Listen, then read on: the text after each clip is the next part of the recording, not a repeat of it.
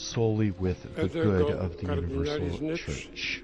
Casimirus pondeovove giuro, sigme Deus adiuvet et ex sancta Evangelii Dei, quae magnum meo tango.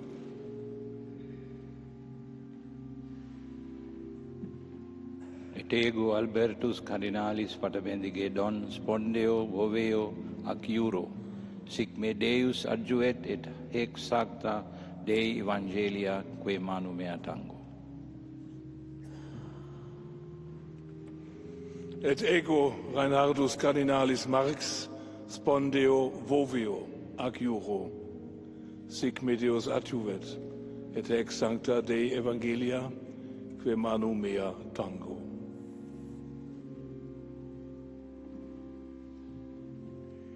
Et ego João Brás Cardinalis de Avis spondeo foveo ac iuro, sic me Deus adjuvet et eco sancta Evangelia quae manut mea tango.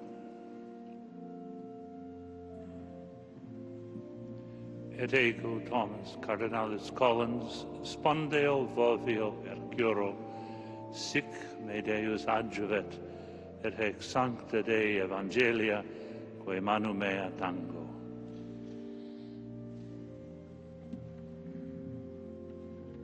Et ego Willem Jacobus Cardinalis Eijk spondeo vovio ac iuro, sic me Deus adjuvet et ex sancta Dei Evangeliae quae manu mea tango.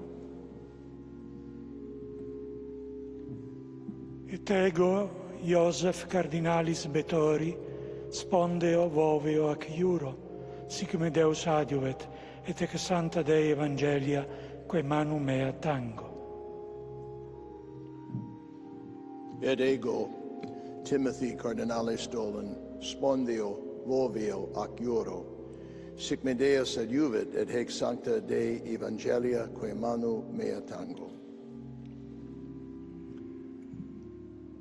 Et ego Rainer Maria Cardinalis Wölki spondeo voveo ac iuro, sic me Deus adjuvet et hec sancta Dei Evangelia quae muna mea tango.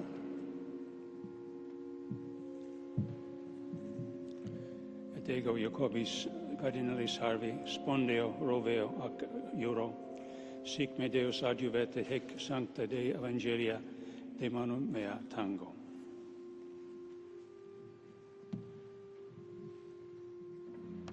Et ego Basilius Cardinalis Clemis spondeo voveo ac iuro, sic me Deus adjuvet et hec sancta Dei Evangelia quae manu mea tango. Et ego Gerardus Ludovicus Cardinalis Müller spondeo voveo ac iuro, sic me Deus adjuvet et hec sancta Dei Evangelia quae manu mea tango. Et ego Vincent Cardinalis Nicholas spondeo foveo ac iuro, sic me Deus adjuvet et hec sancta Dei Evangelia quae manu mea tango. Et ego Leopoldo José Cardinalis Brenes Solórzano spondeo voveo ex iuro, sic me Deus adjuvet et ex sancta Dei Evangelia quae manu mea tango. Et ego Gérald Cyprien Cardinalis Lacroix spondeo boveo ac iuro, sic me Deus adjuvet et ex sancta Dei Evangelia quae manu mea tango. And as we see each of the cardinals coming up and taking the oath, as we mentioned at the beginning, there's quite a number of cardinals for countries that have never had a cardinal elector participate in a conclave. There are at least 15 countries that this is the first time that their country will be represented in the election of a pontiff. And those countries include Myanmar, Haiti, Central African Republic, Cape Verde, Papua New Guinea, Malaysia, Sweden, Luxembourg, East Timor, Singapore, Paraguay, South Sudan, Serbia and Mongolia, and Rwanda. And this is the most international in history, with representatives from 71 countries, making it a very international and wide-reaching representation of the universality of the Catholic Church. Sic me Deus adiuvet, et ex sancta Dei Evangelia, quae manu mea tango.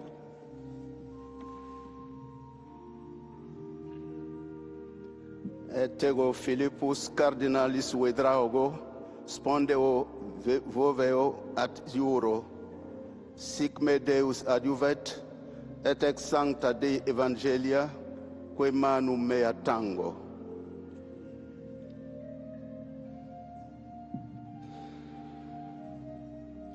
Et ego scibili cardinalis Langlois, spondeo voveo ac iuo, sic me Deus adjuvet, et hec sancta Dei Evangelia, quae manu mea tango.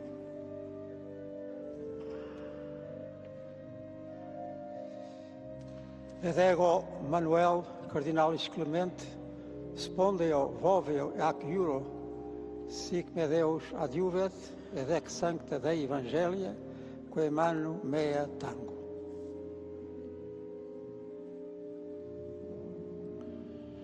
Et ego Brana Iesus cardinalis Raphael, spondeo voveo ac iuro, sic me Deus adjuvet, et hec sancta Dei Evangelia, quae manu mea tango.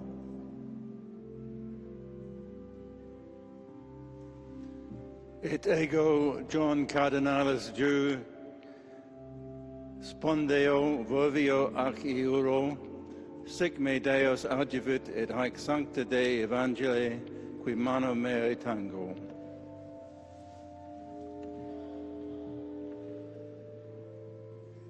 Et ergo Charles cardinalis Bo, spondeo voveo ac iuro, sic me Deus adjuvet, et anca sancta Dei Evangelia, qui manu mea tango.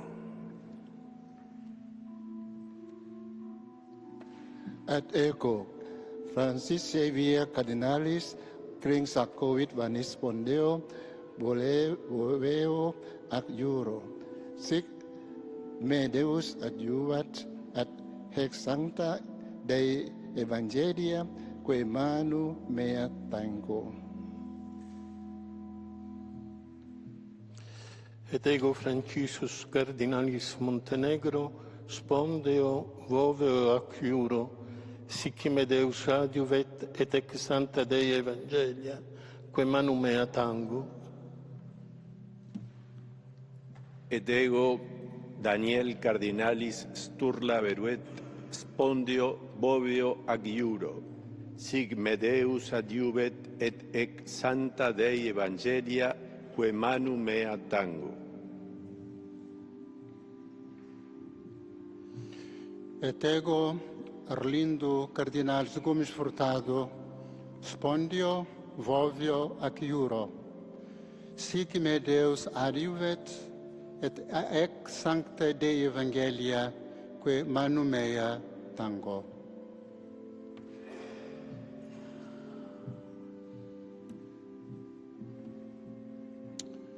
Et ego Soane Patita cardinalis Maffi, spondeo voveo ec iuro, sic me Deus adjuvet, ec haec sancta Dei Evangelia, quae manu mea tango.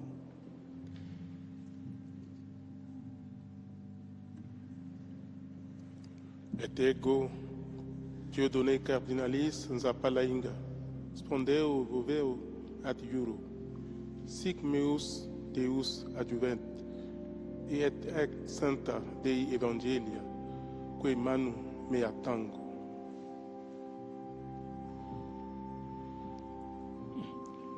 Et ego Cardinal Osoro, espondeo adjuro, si me Deus adjuvet et santa Dei Evangelia, que manu mea tango.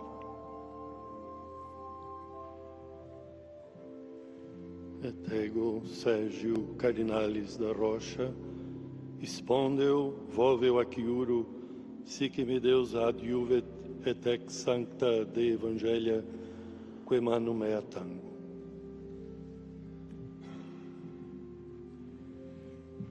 Et ego Blasius Cardinalis Supich, spondeo voveo ac iuro, sic me Deus adjuvet et hic sancta Dei Evangelia, que manu mea tango.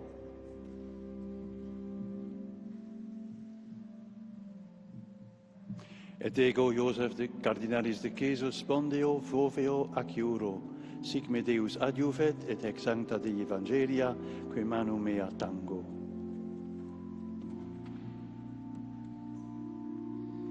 Et ego Carlos Cardinalis Aguiarretes, spondeo voveo ac iuro, sic me Deus adjuvet et ex sancta Evangelia, que manu mea tango.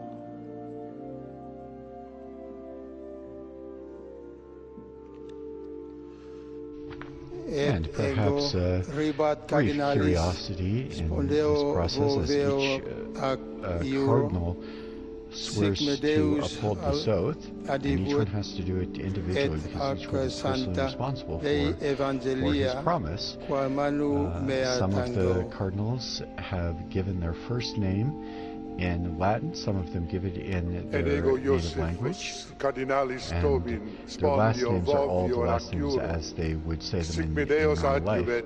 And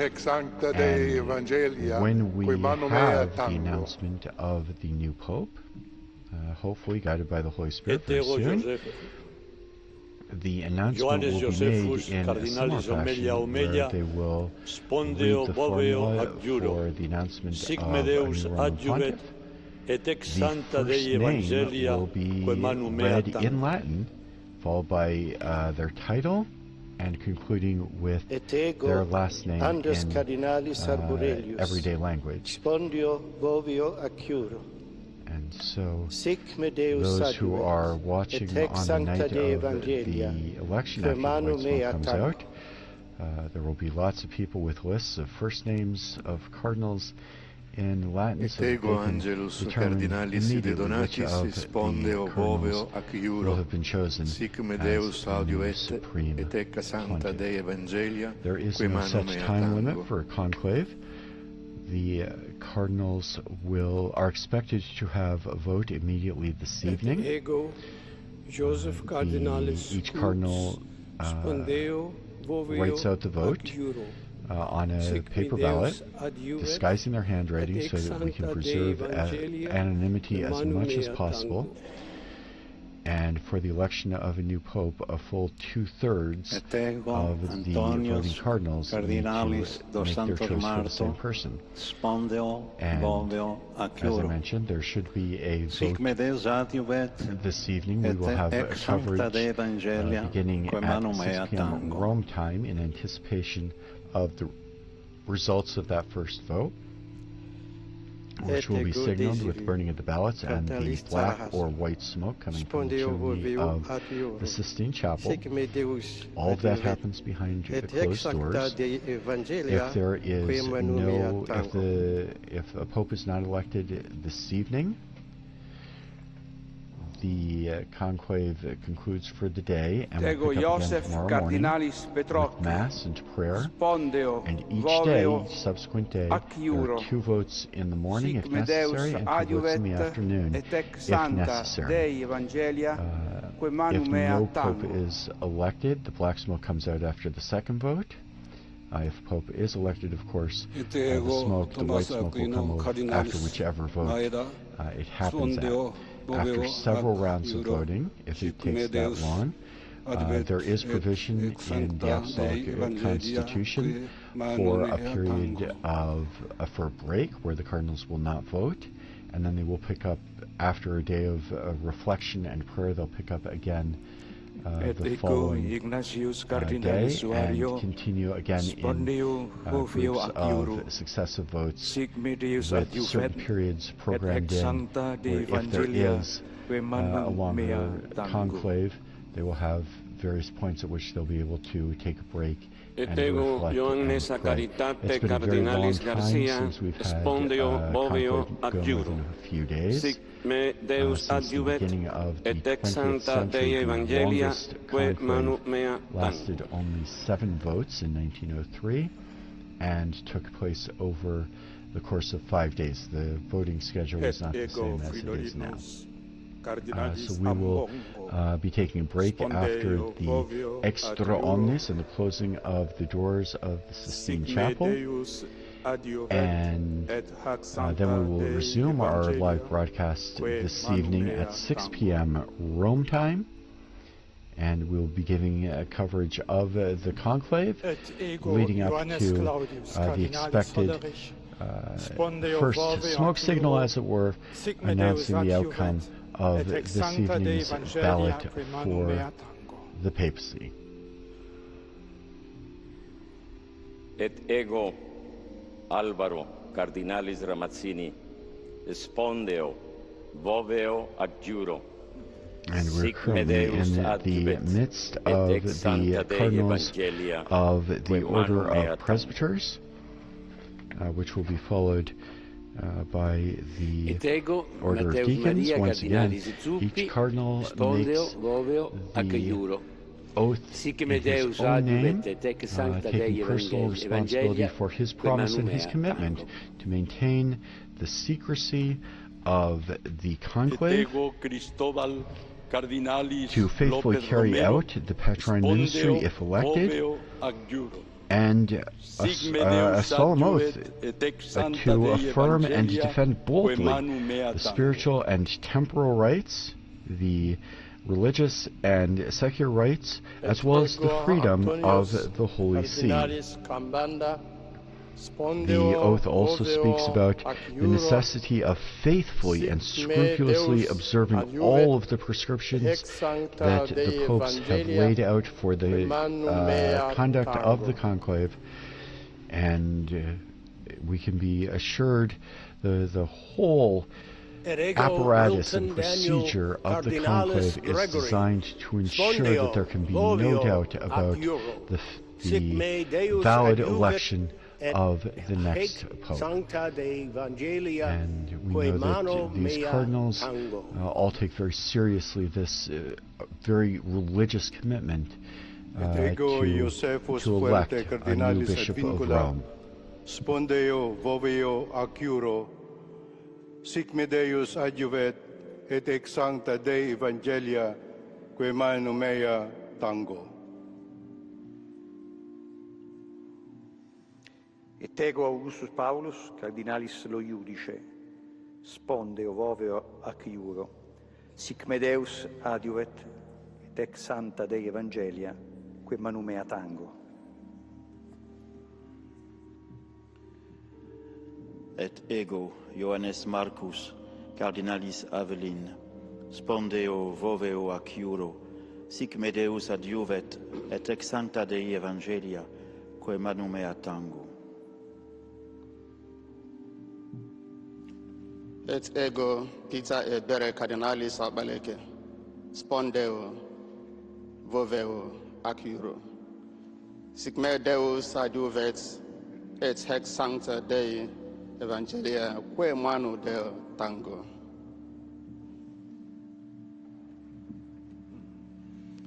Et ego Leonardus Udalricus Cardinalis Steiner, spondeo vovio ac iuro, sic me Deus adjuvet, et ex sancta Dei Evangelia, quae manu mea tango. Et ego Philippus Neri, Cardinalis Ferraum, spondeo vovio ac iuro, sic me Deus adjuvet, et ex sancta Dei Evangelia, quae manu mea tango.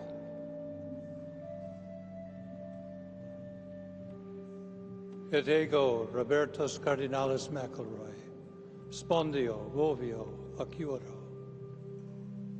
sic me Deus adiuvet, et haec sancta Dei Evangelii, quae mano mea tango.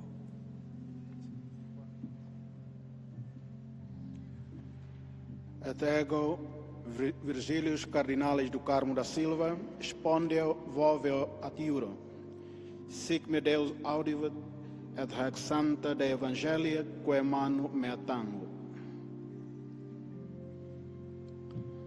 Et ego Anscarius Cardinalis Cantoni, spondeo voveo ac iuro, sic me Deus adiuvet, et ex sancta Dei Evangelia, quae manu mea tango.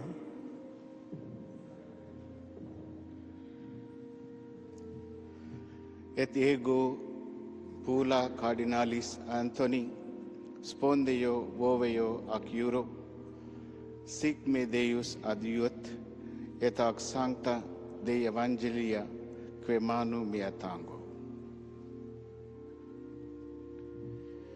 Et ego Paulus Caesar Cardinalis Costa, spondeo voveo at iuro, sic me Deus adiuvet, et ex sancta Dei Evangelia, quae manu mea tango. Et ego William Cardinalis Co, spondeo voveo ac iuro, sic me Deus adiuvet, et ac sancta Dei Evangelia, quae manu mea tango.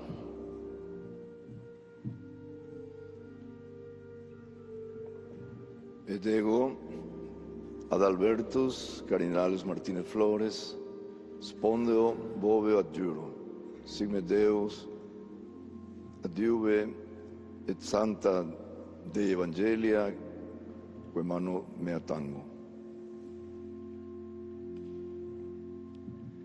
Et ego Georgius Cardinalis Marengo, spondeo voveo ac iuro, sic me Deus adiuvet, et ex sancta Dei Evangelia, quae manu mea tango. Et ego Petrus Baptista Cardinalis Pizzaballa, spondeo voveo ac iuro, sic me Deus adiuvet, et ex sancta Dei Evangelia, quae manu mea tango.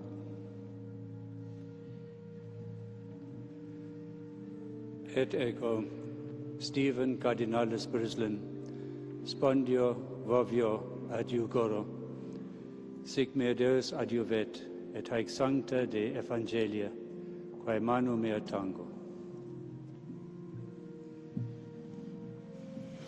Et ego Angelus Sixtus Cardinalis Rossi, spondeo voveo ac iuro, sic me Deus adiuvet, et ex sancta Dei Evangelia, quae manu mea tango.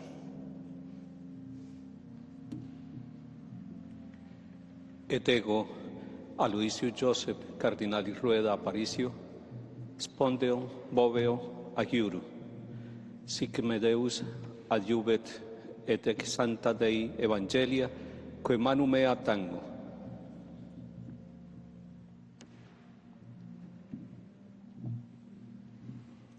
Et ego Gregorius Cardinalis Risch, spondeo voveo ac iuro, sic me Deus adiuvet, et haec sancta Dei Evangelia, quae manu mea tango.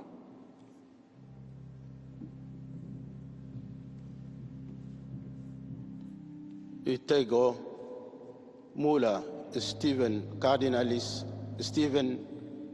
Martin Mula, spendo vevo ac iura, sic me Deu advent, ad hac sancta Dei Evangelia, qui mani mea tango.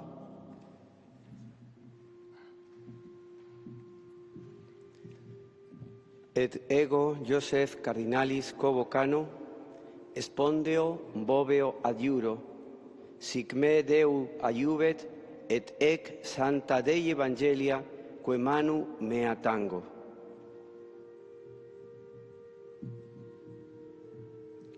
Et ego Protasius Cardinalis Rugambua, spondeo, voveo ac iuro, sic me Deus adjuvet, et hec sancta Dei Evangelia, que manu mea tango. Et ego Sebastian Cardinalis Francis, spondeo voveo ac iuro, sic me Deus adjuvet, et hec sancta Dei Evangelia, que manu mea tango.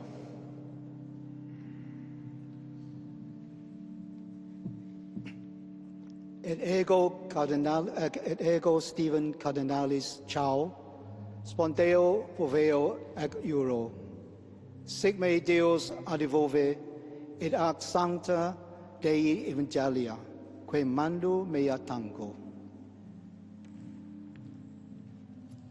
Et ego Franciscus Saverius Cardinalis Bustillo, spondeo voveo ac iuro, sic me Deus adjuvet, et ex sancta Dei Evangelia, que manu mea tango.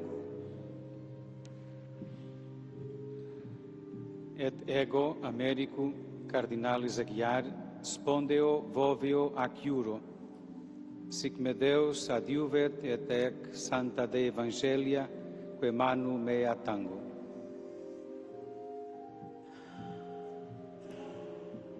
Et ego Carlos Cardinalis Castillo, spondeo, voveo ac iuro, sic me Deus adjuvet, et ex sancta Dei Evangelia, que manu mea tango.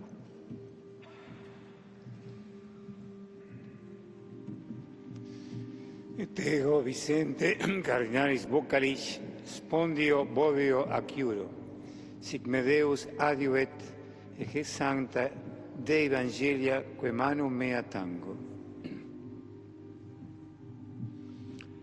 Et ego Luis Gerardo Cardinalis Cabrera, spondeo voveo ac iuro, sic me Deus adjuvet, et ex sancta Dei Evangelia, que manu mea tango. And as we mentioned before, the conclave is when the cardinals are locked in the Sistine Chapel, and that comes from the Latin phrase conclave, literally means with a key. And this stemmed from the time when, during the conclave in 1268 in Viterbo, because the papacy had to be moved from Rome due to the overwhelming violence that was taking place in the Eternal City. So the papacy was moved to a small town, Viterbo, right outside of Rome, and it was the longest conclave in history, lasting just about 3 years, and to encourage the cardinals who had taken so long, the citizens of Viterbo had locked the cardinals into the palace of the popes in Viterbo, and also kept them limited to bread and water to, again, encourage an election, a quicker election, but it still ended up taking until September of 1271, after about 3 years without a pontiff, and it was at that time that Pope Gregory X was elected. And it's from that time that we actually get the beginnings of the modern conclave process that we see today, which actually, the pontiff that was elected during that time, Gregory X, he published an apostolic constitution, Ubi Periculum, with more concrete rules on how the selection of a pope should be carried out, and that's the apostolic constitution that remains the basis of this modern-day process that we are seeing the beginning of now with these cardinals taking the oath of secrecy. Cardinalis Johannes Paulus, et ego Johannes Paulus, Cardinalis Vesco, spondeo, vovevo, ac iuro, sic me Deus adjuvet et ex sancta Dei Evangelia, que manu mea tango.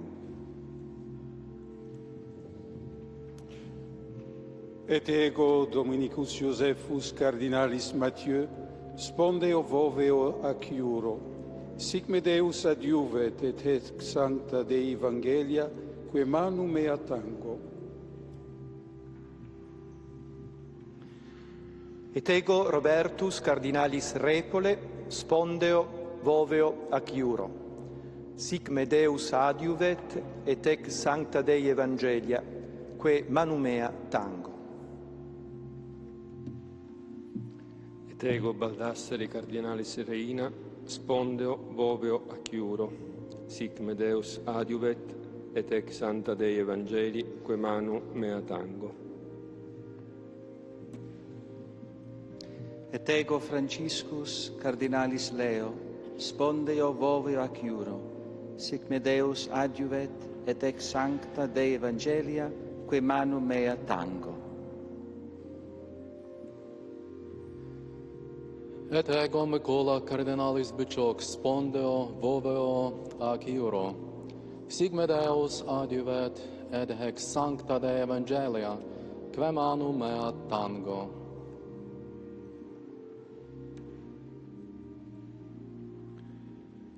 Et ego Dominicus cardinalis Battaglia, spondeo voveo ac iuro. Sic me Deus adiuvet, et ex sancta Dei Evangelia, que manum mea tango.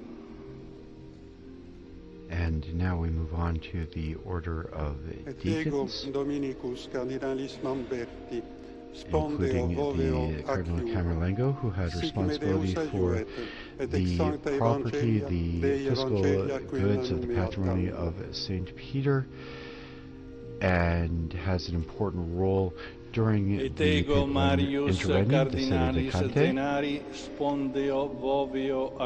as we get closer to the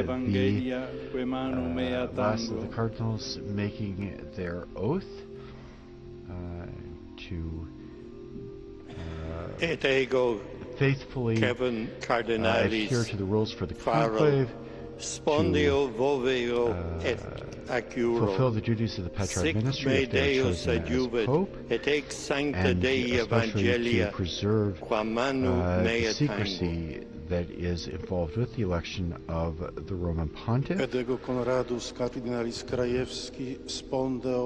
will approach the point where we will hear the Master of Pontifical Liturgical Ceremonies proclaim the Latin phrase extra omnes. Let everyone go out, calling all those who are not cardinal electors to leave the Sistine Chapel. The papal MC will remain within the Sistine Chapel briefly while Cardinal Cantalamessa gives the meditation to the cardinals according to the Apostolic Constitution Universi Dominici Graecis. And at the conclusion of that meditation, with the papal ceremoniere, the papal master of ceremonies, guiding the ceremony, he will then leave the Sistine Chapel. He will ensure that all of the entrances to the Sistine Chapel are closed and secured, the guard is posted, and the cardinals will proceed with the first ballot according to the ceremony. After the papal MC leaves the Sistine Chapel, the cardinal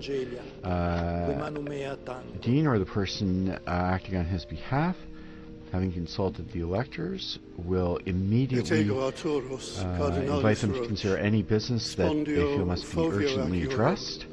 And in the absence of any urgent business, or after that has been concluded, the cardinal electors will proceed to the first vote, again according to all the procedures laid out in the Apostolic Constitution Universi Dominici Graecis. And the ceremony indicates finally that the first session of the conclave may be fittingly and appropriately closed by invoking the help of the Virgin Mother of God, Mary Most Holy, with the very ancient and traditional Marian prayer at a hymn, Subtum Presidium. We fly to thy protection, O Holy Mother of God. Despise not our petitions in our necessities, but deliver us always from all dangers, O glorious and blessed Virgin.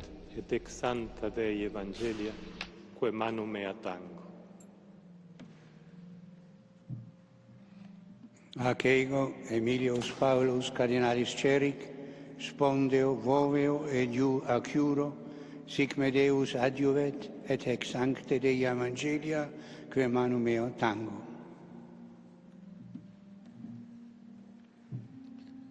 Et ego, Christophorus Cardinalis, Pierre, spondeo, voveo, at juro, sic me Deus adjuvet, et ex sancta Dei Evangelia, que manu mea tengo.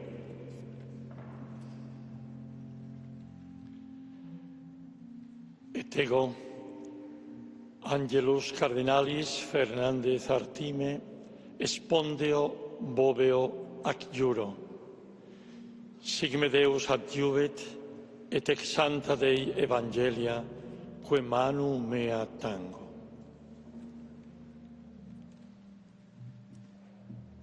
Et ego, Rolandus Cardinalis Makritskas, spondeo, voveo, ac juro. Sic me Deus adjuvet, et ex sancta Dei Evangelia, que manu mea tango. Et ego, Timotheus Cardinalis Radcliffe, spondeo, voveo, ac juro, sic me Deus adjuvet, et ex sancte Dei Evangelii, que manu meo tango.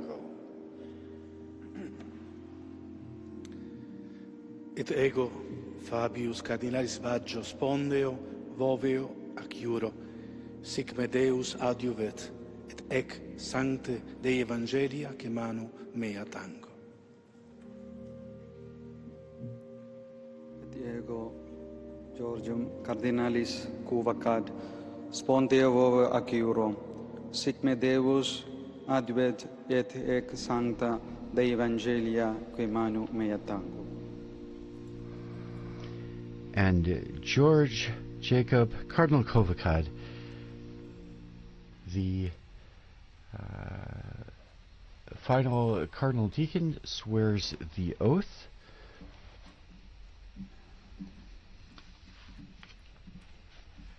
And we proceed to the closing of Extra Omnes. We hear those words in Latin where it means everyone out,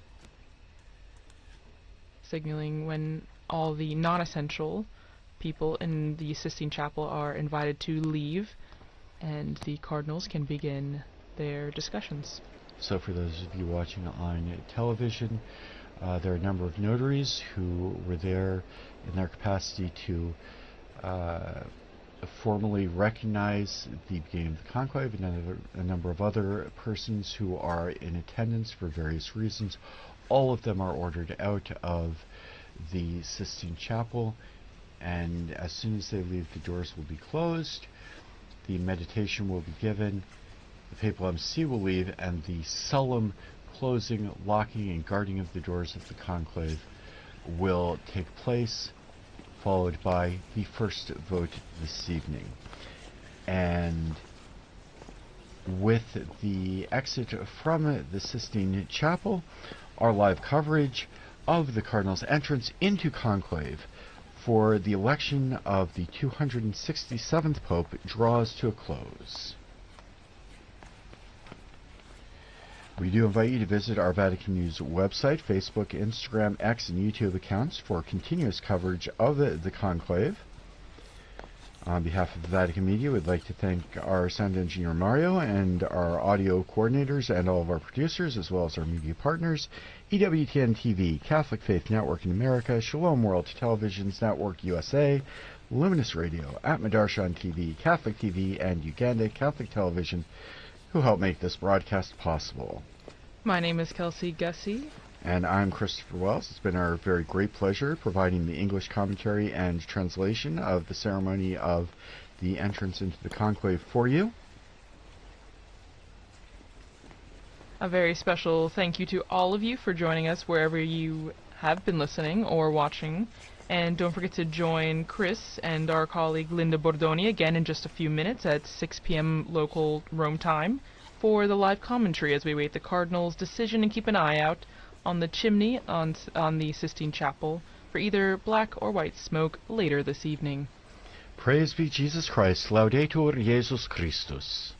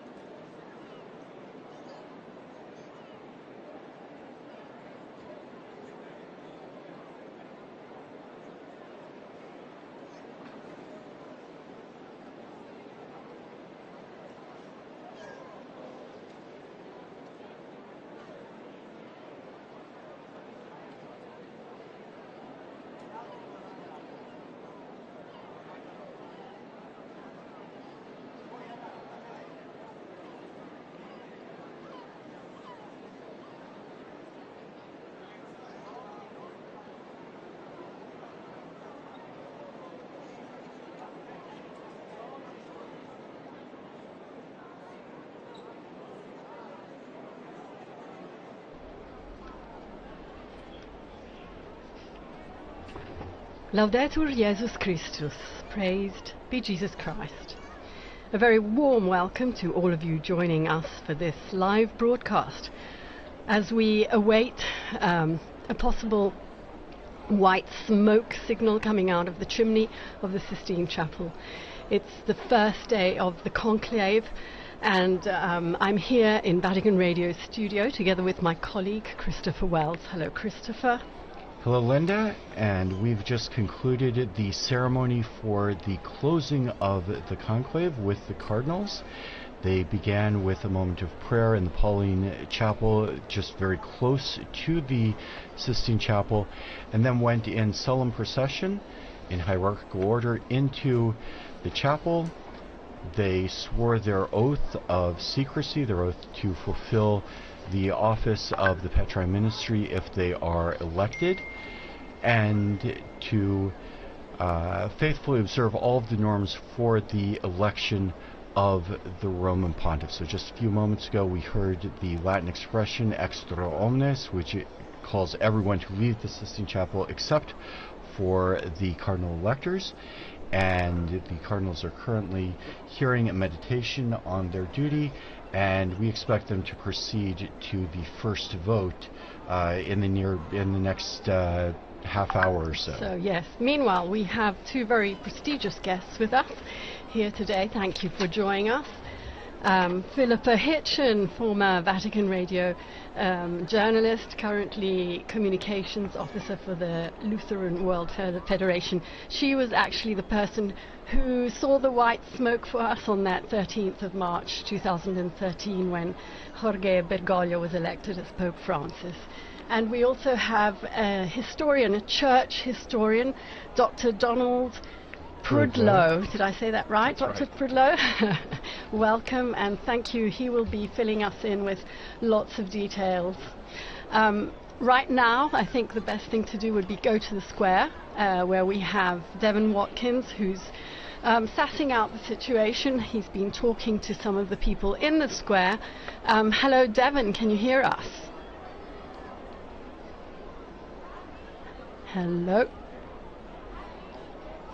Okay, so perhaps there are some issues with telephone lines because, as you know, the whole of the Vatican has been, I don't know what the right word is, but telecommunications have been under control here, so people may have issues in connecting.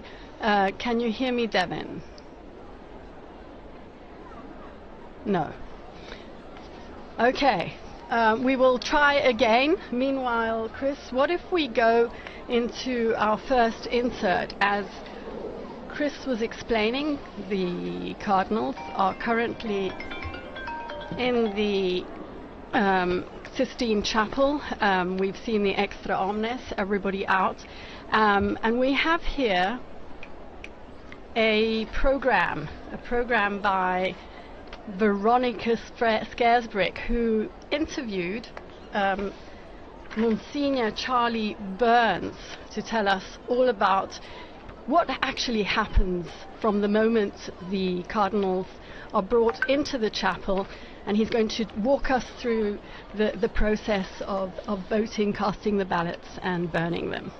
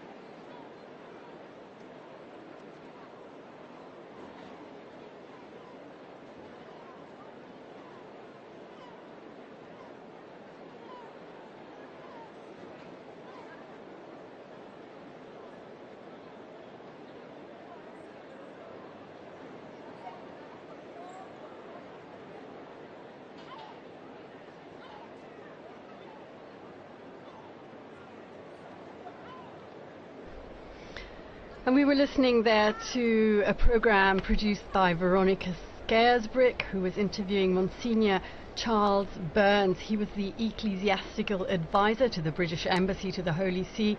He also served as a canon of St. Peter's Basilica, and he continues to be active in Rome, although he's retired from his role in the Vatican archives after 35 years.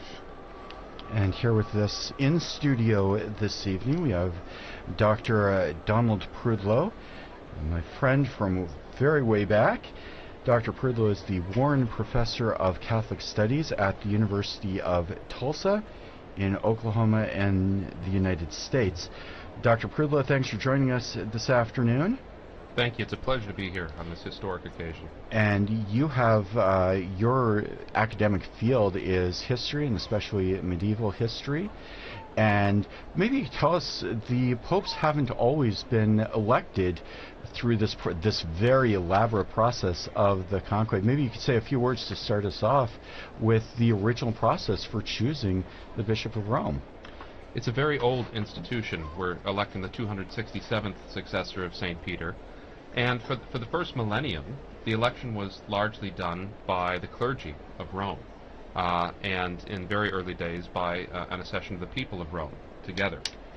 But as time went on, two problems arose around the year 1000, and that was how to provide representation for a church that was rapidly growing throughout Europe and then throughout the world for this very important position.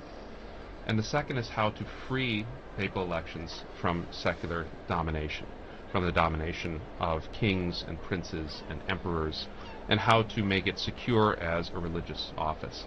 And that's where we saw the rise of the position of cardinal, which is not a biblical position, it's an ecclesiastical position, and it developed out of the clergy of Rome and still has a connection to the clergy of Rome. Absolutely. It's critical that the cardinals can trace their lines back to the early, particularly the parishes of Rome, the deaconries of Rome, and that allows them, so when we saw last Sunday all of the cardinals going out to their titular parishes where they're pastors of and saying Mass there and meeting the people in those parishes, technically they are the pastor of that, and as a pastor of the city of Rome, they are entitled by ancient right to elect the Bishop of Rome. But notice what that does is, let's say a bishop from England or a bishop from Germany, from France, the Pope particularly wants them as an advisor, wants to give Germany, France, Italy, Spain a say in the election.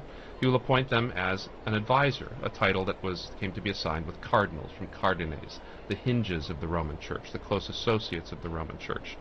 And in this way, through the medieval process of representation was a very important principle in medieval Europe. The entire world has been given an opportunity, a say, in the election of the Roman Pontiff, which is itself such a position of worldwide import.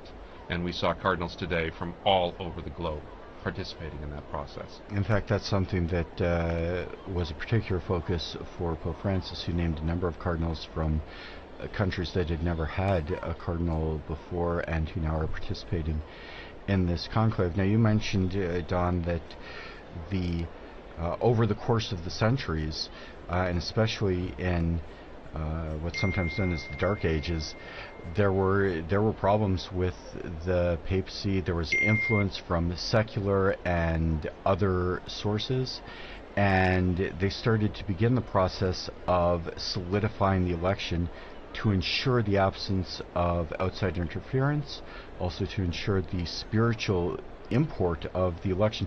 Can you talk to us a little bit about the development of the conclave as we know it now, the first conclaves, and how it developed into the current process? Absolutely.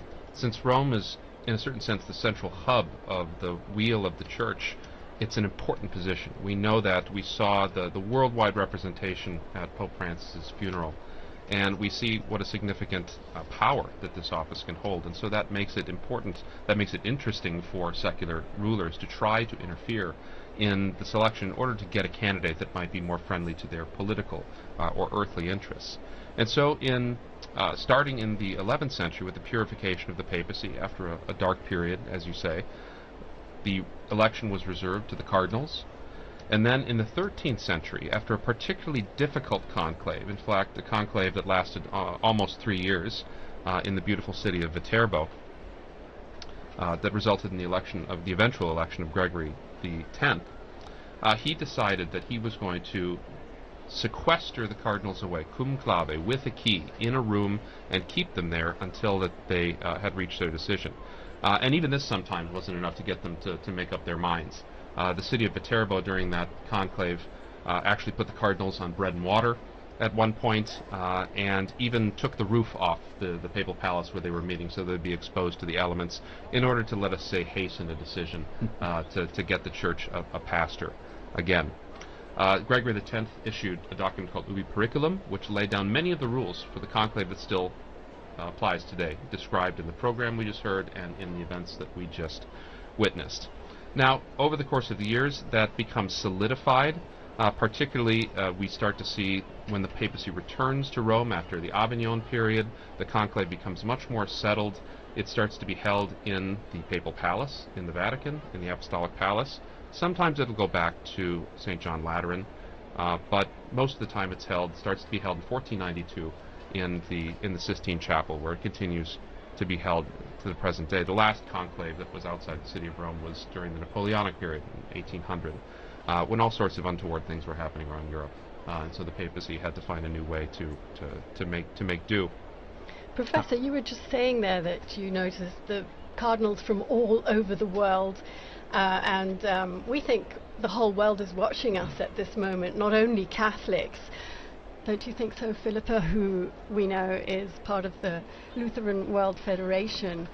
You're here for the conclave. Your delegation will be here. What is your perspective on that? Yes, thank you, Linda. It's good to be back in studio with you again, as we were back in 2013. And as you say, this historic election of a new pope is something that is of interest far beyond the Catholic world. You mentioned, of course, the great interest in the secular world, and I don't think we've ever seen quite so many journalists and media and people following the election and the funeral. They talk about this as the first election really of the social media era, and I think I'm absolutely amazed to see how many young people, my own children, people who have never really had that much interest in the intricate processes that you've been describing, what goes on behind those closed doors. Suddenly there is an explosion of fascination for what goes on. I think the film Conclave, of course, has also had a lot to do with that. Everybody is now a little bit of an expert, having seen the film. I haven't seen the statistics myself, but I'm told that the numbers of downloads have skyrocketed since the death of Pope Francis. But coming back to your question, yes, I have always been particularly interested in the ecumenical aspects of these elections, having followed very closely the ecumenical scene under the pontificates of John Paul II, then Pope Benedict, and then of course Pope Francis. And yes, there is a very strong presence. At the funeral there was some strong presence of ecumenical delegates attending the funeral in St. Peter's Square, and there will be again at the installation of the new Pope once we know who he is. Right now we're watching images of the square, and we've just been seeing a lot of media out there with their cameras, and I think we have Devon on the line now. He is in the square.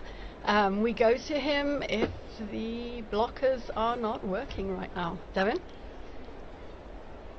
There you are, great. Good.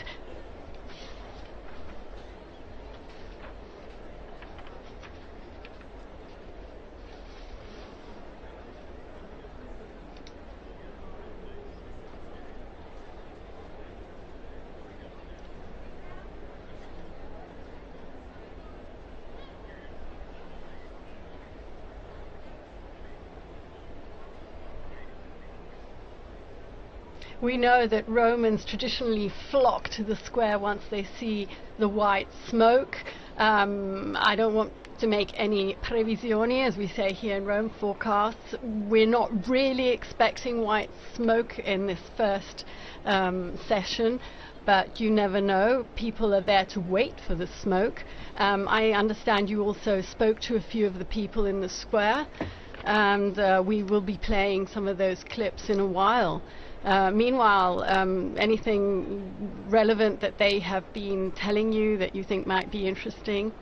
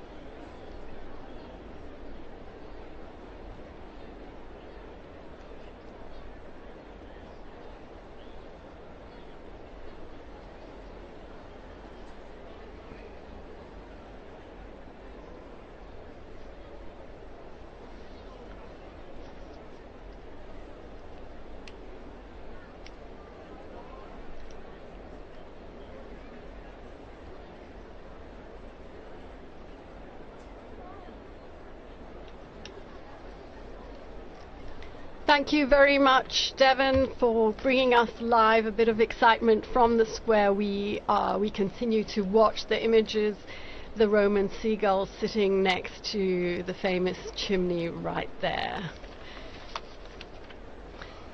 Back to Philippa and to Professor Prudlow here in studio. We have so much to talk about. Perhaps Philippa, looking a little bit at what Pope Francis's legacy has brought us as regards the Church's ecumenical path forward. What are you looking towards? What do you hope the next Pope may be able to build on that legacy? As you say, there is, or as we were saying earlier, there is a lot of expectation from other Christian churches and other Christian leaders, looking back with immense gratitude to the legacy of Pope Francis. If I can just remember back to the conclave in 2013 and to his election, that announcement which took a lot of people by surprise. Bergoglio wasn't one of the top names that people were expecting, but I can never forget that moment that he stepped out onto the balcony describing himself as the Bishop of Rome, and the effect that that had on some of the ecumenical guests, some of the other leaders who were listening to his words and hearing a new openness that in fact continued to be the path that he followed throughout the 12 years of his pontificate. You know, this was a man who talked about how his door was always open, and that included not just to Catholics but to everybody, people of all different churches and of course different faiths and no faith at all. And so there were some extremely significant events that I was very privileged to be part of. I think particularly of the Lutheran World Federation and Pope Francis marking together the 500th anniversary of the Reformation. I remember when I first heard about the possibility of that happening, saying to colleagues around Rome, you know... Yes, you were here at the radio back then. Absolutely, and I remember saying the Pope is going to mark the anniversary, the 500th anniversary of the Reformation, together with the Lutherans, and people saying, you're daydreaming, that's never going to happen. But of course, the Pope travelled to Sweden, and together with the Lutheran World Federation leadership, he had a very significant liturgy in Lund Cathedral, and then went on to the stadium in Malmö, where together they looked to the past, they asked forgiveness for the sins, the divisions, the terrible sins that came out of the divisions of the Reformation, and then pledged to overcome that by working together into the future. And I think that was one of the very significant events that I was privileged to be part of, and of course, as you say, now continuing to work in that vein with the Lutheran World Federation. He also brought about many other changes in all aspects that we saw from day to day. Professor Prudlow, you are very knowledgeable of things past, but you're also an observer of current affairs. What would you say some of the most, interesting to the general public changes have been as regards liturgy, as regards ceremony, and all these things that we are witnessing right now? Well, I really agree with what Philippa said about this being very much on social media and very much open to the world, and so people seeing some of these very ancient things for the first time and being quite impressed by them and wanting to know more because in previous times these conclaves would happen so far away from people's minds before the age of news telegraphs and things like that. You might be informed a year or so later that you had a new pope and you had to change the name in the liturgy. So this is a great opportunity for outreach for the Catholic Church, for sure. One thing that's changed in the last 150 years is conclaves have gotten so much shorter. Conclaves used to be 50, 60, 70, 100. There was the one conclave that was 181 days, and it was recently into the 18th century. And I think that's come about as a result of increased communication. Cardinals are able to know each other more. We know more about what's going on in the world more immediately. And so those have come down as well. And I think cardinals today are sensitive to the idea that perhaps a long conclave might not be very adaptable for the modern media, that would lead to all sorts of problems. So a lot of things get worked out. But you have elections as the Church opens to the world. In 1903 you have the first non-European elector, Cardinal Gibbons of Baltimore. But then you start to run into problems. How is the church going to manage to get those cardinals from so far away? And in 1914, 1922, the conclave happened so quickly, the American and Canadian cardinals weren't able to be there. And so that's when they added the 15-day rule, which now with the advent of air travel, right, becomes a little easier. But now that, as Kristen, you were saying, that cardinals coming from all over the world, from Tonga, from Burma, from Mongolia, the flights aren't as regular, so they need to have more time to make sure. Some of them only just arrived 2 days ago. Yes, the last can you imagine that, yes. right? Just being dropped into the middle of this from your country. And that's astonishing. We talked also about secular interference in elections, and people think, well, that was a Middle Ages problem. And in fact, the European monarchs, the Catholic European monarchs, all through the 17th, 18th, 19th century, had the right to veto candidates. And as recently as 1903, the Austro-Hungarian emperor excluded a candidate, which led, of course, to the election of St. Pius X, which was a sort of good outcome. And he himself abolished what was called the jus exclusive, the right of European monarchs to object to particular candidates. And so that, and then we see other changes in 1971. 81-year-olds and above were disallowed from participation in the conclave. But we saw how healthy their contributions were in the general congregations in the events leading up to the conclave. So there have been a lot of times in church history where the conclave and the cardinalate is one of those adaptations that the church has made through history in order to meet these challenging demands that have come up over these 2,000 years.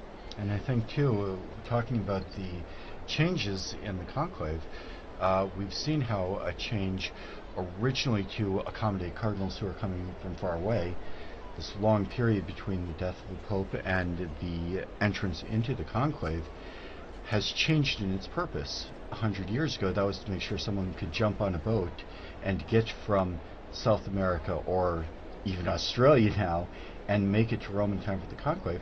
Now, we've heard a lot of talk in the past couple of weeks about cardinals having an opportunity to get to know one another.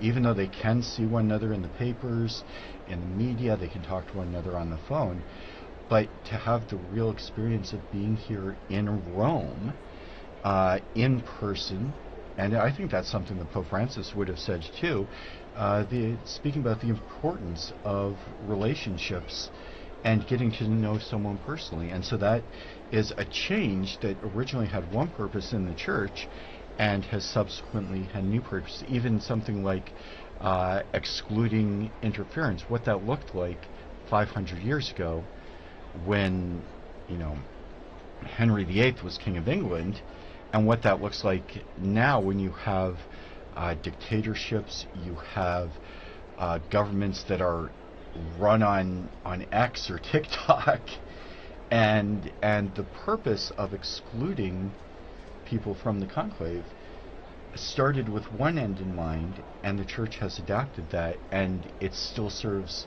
a purpose, even if that's not what was originally foreseen by the people who implemented that change in the system. But it's all stayed incredibly secret. We know that yesterday everyone who is participating in the proceedings, and that's not only the cardinals who are voting, but obviously they're medics, there are people making meals, they're the cleaners, they're the florists.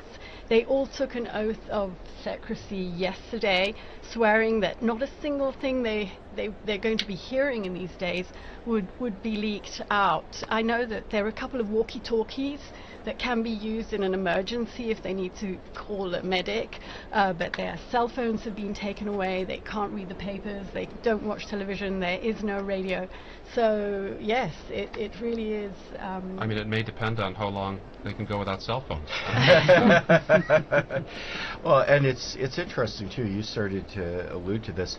There are several officials among the cardinals who do have the right and the means to communicate outside of the conclave. So, for instance, suppose, as many of the cardinals are very old, suppose one of them gets sick and they need to call a doctor. There's a procedure for that. I don't expect them to run out of food, but if it does go to a long conclave, they can make arrangements for that. Or perhaps a more spectacular outcome, if the cardinal should choose to elect someone who is not in conclave. and there has to be a means of contacting them, which would be, I think, shocking to the whole world. But Don, it wouldn't be the first time that they've chosen someone who is not in the Rome, or not even a cardinal. That is absolutely possible. One of the most famous examples was after the long conclave of 1292 to 1294, where they were in an absolute deadlock for 3 years, and they just could not, and nobody would back down. And finally, they broke down and said, I heard that there's this hermit living up on this mountain. He's a very holy guy. Maybe just making a holy person pope. Let's try that. And so you have this picture of these bishops and cardinals trundling up this mountain in Abruzzi, and getting to this hermit's cave to tell him that he's just been elected as pope. And he tried to prostrate before them, and they tried to prostrate before him, and it was all very awkward. But to have something like that happen, it's been a very long time since anyone who was not a bishop has been nominated. That was Gregory the 16th in 1831. And so if somebody who's not a bishop is elected, they do not assume the office of Pope until they're made a bishop. You have to be a bishop to be the Bishop of Rome. I imagine there's some prerequisites to be named, even if you're not a cardinal. I find it interesting. So if you're a baptized unordained Catholic male and you get the call, like I've told my wife to stay by the phone just in case, that you would have to have your wife's permission in order to do that, because you'd have to separate from bed and board to be ordained. But that is a theoretical, if remote, possibility.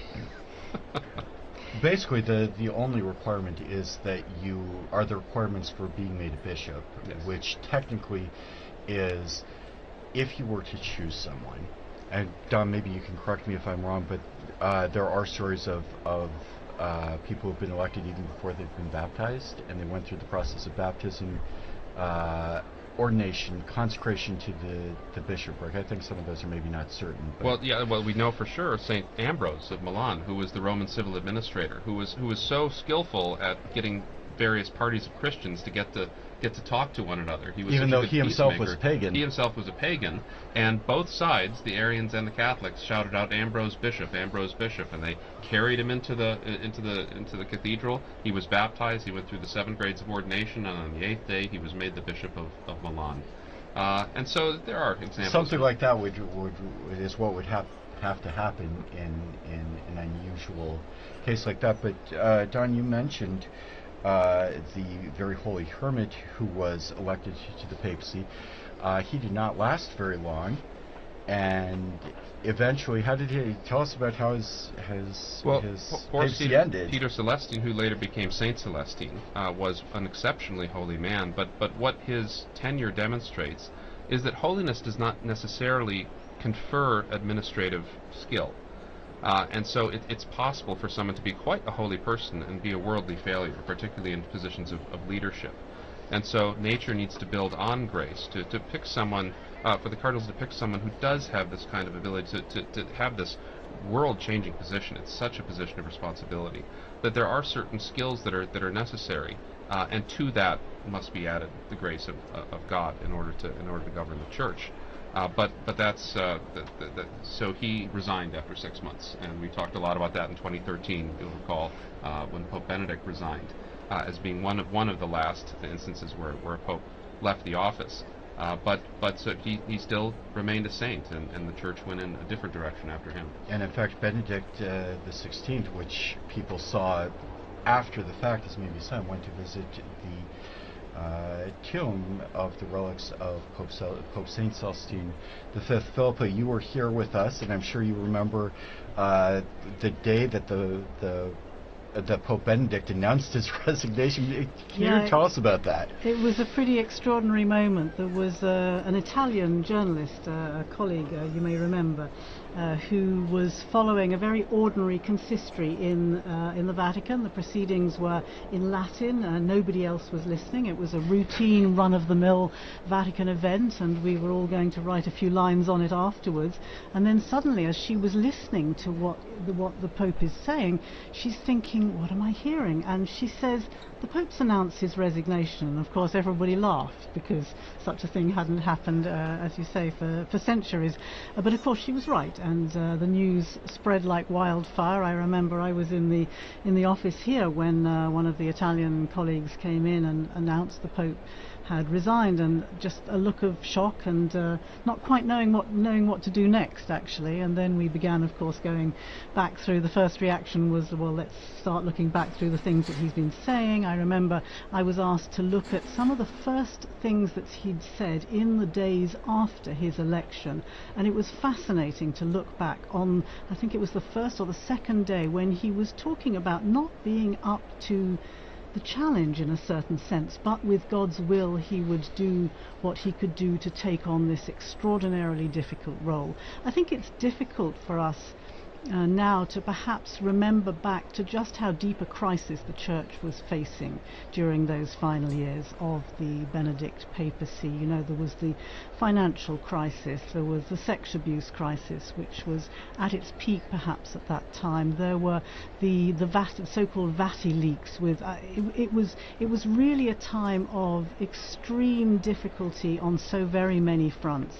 And again, looking back to those first speeches that Pope Benedict made, he was really very aware. He talked about it, in fact, if you remember, in the meetings ahead of that conclave. He talked about the need to clear up the filth that was inside the Church, and he was probably more than anybody else aware of just what a daunting task that would be. And at his age, in his in his not young state, the energy that was needed to take on a task like that. And so it was fascinating to look back and to realize just and to ask actually just when this decision of his to resign would have been made.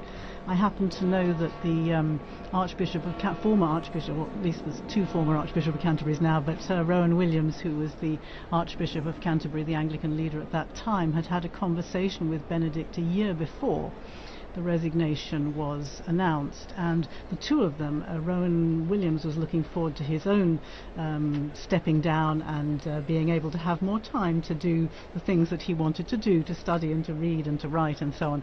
And he told me that he and Benedict had been able to discuss that, and clearly Benedict had been maturing this decision for a very long time.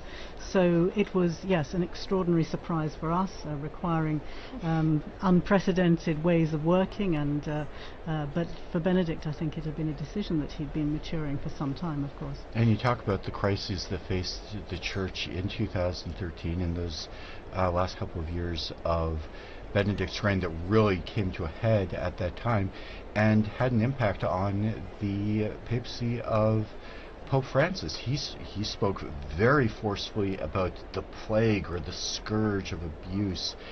He dealt with his own not his own scandals, but the scandals of finances that we've seen in the past few years. We've had very public trials, even of cardinals, harking back perhaps to the past. But maybe you could talk about your thoughts, if we could ask our guests, about some of the attempts that Pope Francis has made to continue the efforts to reform the Church. I'll open the mic to either one of you.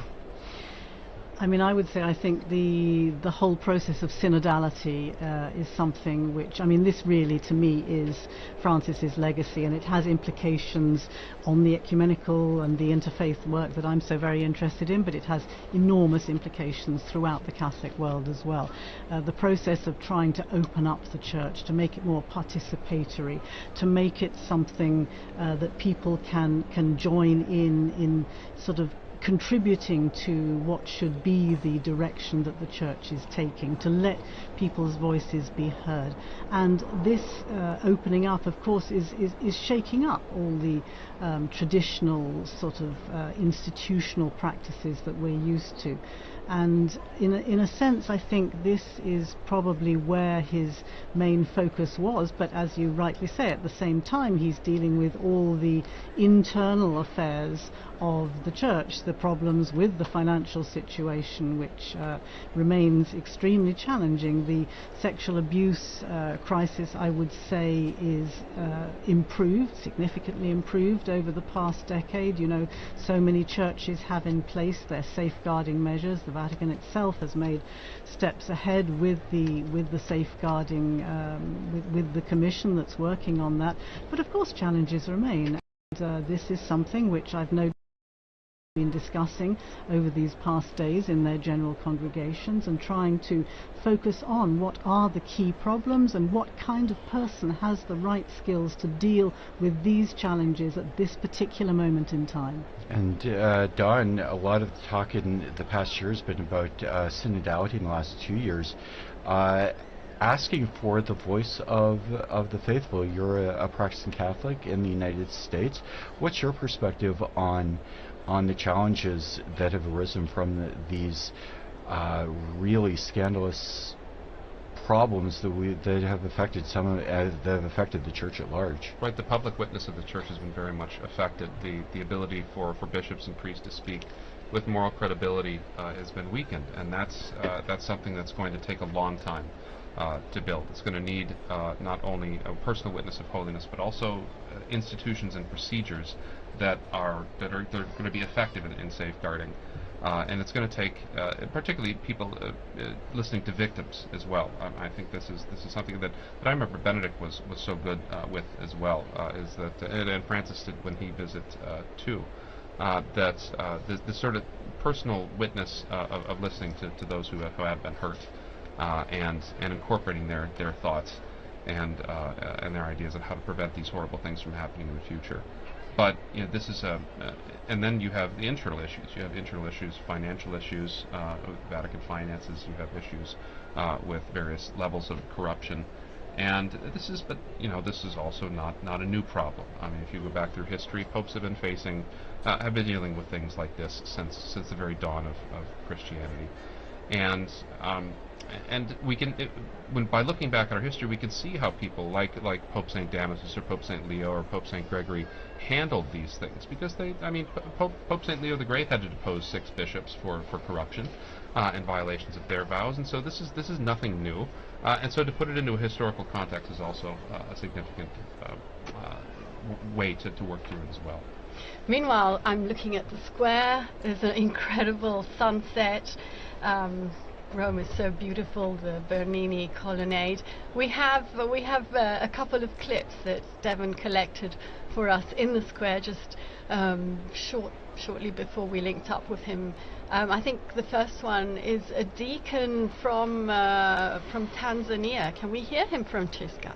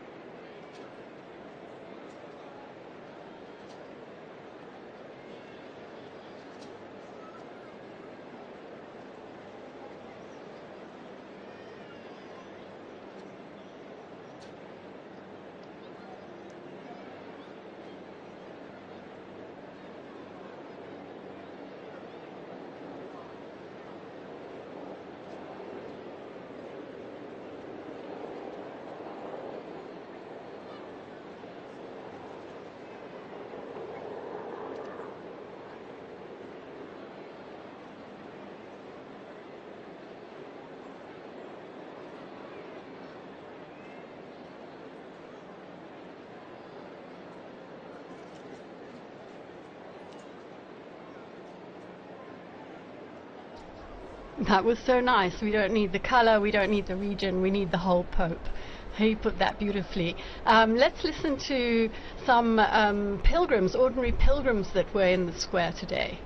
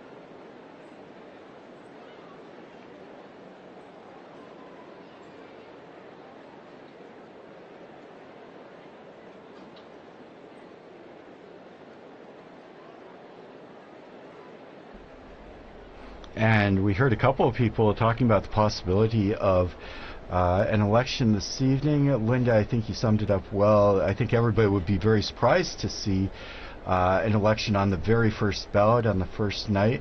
But we have had some remarkably short conclaves in the past. Don, you want to share some of those with us? Even recently, both Pope Francis and Pope Benedict were elected very quickly on the second day. And but Pius XII was the same way. Sometimes people go in and the momentum is so high that within a few ballots, it is rather unlikely that we will get a pope on the first ballot. The first ballot usually is in conclaves for the cardinals to test out strength. Sometimes they offer sort of honorific votes. And I know in the past, in the early 20th century, was often used as an occasion for non-Italian popes. Non-Italian electors to write in non-Italian names, just to establish the precedent that it didn't have to be an Italian on the first day. And it won't be like Pope Julius II, who was elected within a few hours of the conclave starting. But there always is a danger, because in 1334, when the main candidate wouldn't agree to the cardinals' demands, they didn't know what to do, and so they held a ballot, and everyone chose the least likely candidate that they possibly could. Jacques Fournier, who became Benedict XII, was a very good pope that nobody had expected, and he was elected on the first ballot. So it can happen, but it is really quite a very rare experience. I think it's very interesting to hear and to look back and to uncover what we know about the process of voting, how it happens. We discovered, for example, didn't we, that Francis had been quite a potential contender during the previous election in 2005, but then for the sake of unity, we were told that he stepped back so that Benedict could in fact garner that 2/3 majority that he needed to take over from Pope John Paul II. I was really struck just now listening to the voices of the people in the square, ordinary people. Every single one of them almost is talking about unity, the need for unity. And I think this question of how long the conclave goes on for is seen very much as an important signal regarding the unity of the Church, because the longer it goes on for, clearly the cardinals are unable to decide on the kind of man they want to lead the Church, and therefore I think there's a certain pressure mounting day by day, or vote by vote even, to try and show, in a particularly polarized world that we're living in at the moment, where people are so deeply divided, to have a real show of unity on the part of the Church leaders. I think that's going to be weighing most heavily on a lot of those cardinals' minds at the moment. And Philippa, you have a strong focus on humanism, and as a member of the Church of England, you've done a lot of work with the question of Christian unity. The Pope, from the Catholic point of view, is of course the center of unity, and that's been the focus of a lot of ecumenical discussions. How does that play out in the overarching Christian world, as the Pope intended to be a center of unity, but also a focus of contention with the relationships between Catholic and non-Catholic communities? Well, I mentioned earlier the moment that Pope Francis came out onto the balcony describing himself as the Bishop of Rome, and what a strong signal that was to other Christian leaders about his role, not trying to describe himself as Supreme Pontiff or use some of these other titles that can be quite alienating, but describe himself as the primus inter pares, in a sense, the first among equals of the bishops, and therefore this title Bishop of Rome was very significant, together with the other kind of signals that he gave early on in his pontificate.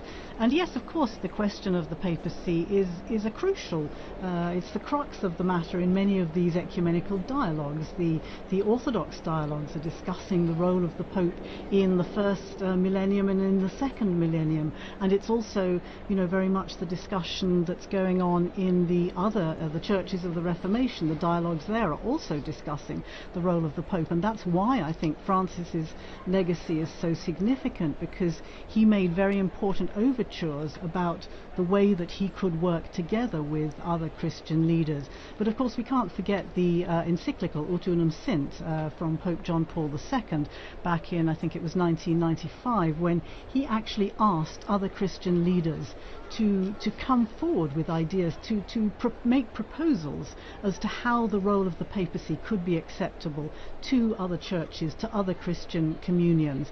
And this is still very much a work that's ongoing. It sort of fell a little bit by the wayside during the previous decade or two, but it's very much front and center again. And I think there's a lot of, I think we're going to see over the coming months again some responses to that. The Council, or the Dicastery as it now is for Christian Unity, has gathered together some of these responses, and we've seen the publication of a book bringing together a lot of these responses. So it's very much at the heart, as you say, of the conversations and at the heart of the dialogues with other Christian churches. So very important to see what direction the new Pope will take on this, and whether he will prioritize this as an important issue, because of course the division of the churches is one of the biggest scandals of the Christian world. It's so much easier when people see unity, when people see united churches, to be able to believe and to be able to make a commitment to that. Thank you, Philippa. We've been talking with Philippa Hitchen, Don Prudlow, our guests, as we enter into this first hour of watching and waiting for the election of the new Pope. If you've just joined us, earlier this evening we saw the Cardinals enter into conclave, and now everybody, I think, kind of around the world is waiting to see the smoke rising from the Sistine Chapel. If you are just joining us, I'd like to offer you a very warm welcome. Also, a thank you to all of our television partners and radio partners, especially EWTN TV, Catholic Faith Network in America, Shalom World Television's Network USA, Atmadarshan TV, Catholic TV, Madha TV India, and UCTV, Uganda Catholic Television. Also radio partners Luminous Radio and Radio Katupunan in the Philippines. Welcome to all of you. My name is Christopher Wells, and I'm joined here with my colleague Linda Bordoni, and our guest. And our guest, our most prestigious guests, Philippa Hitchen and Professor Prudlow. But I do suggest a tiny musical break as we continue to watch the sunset.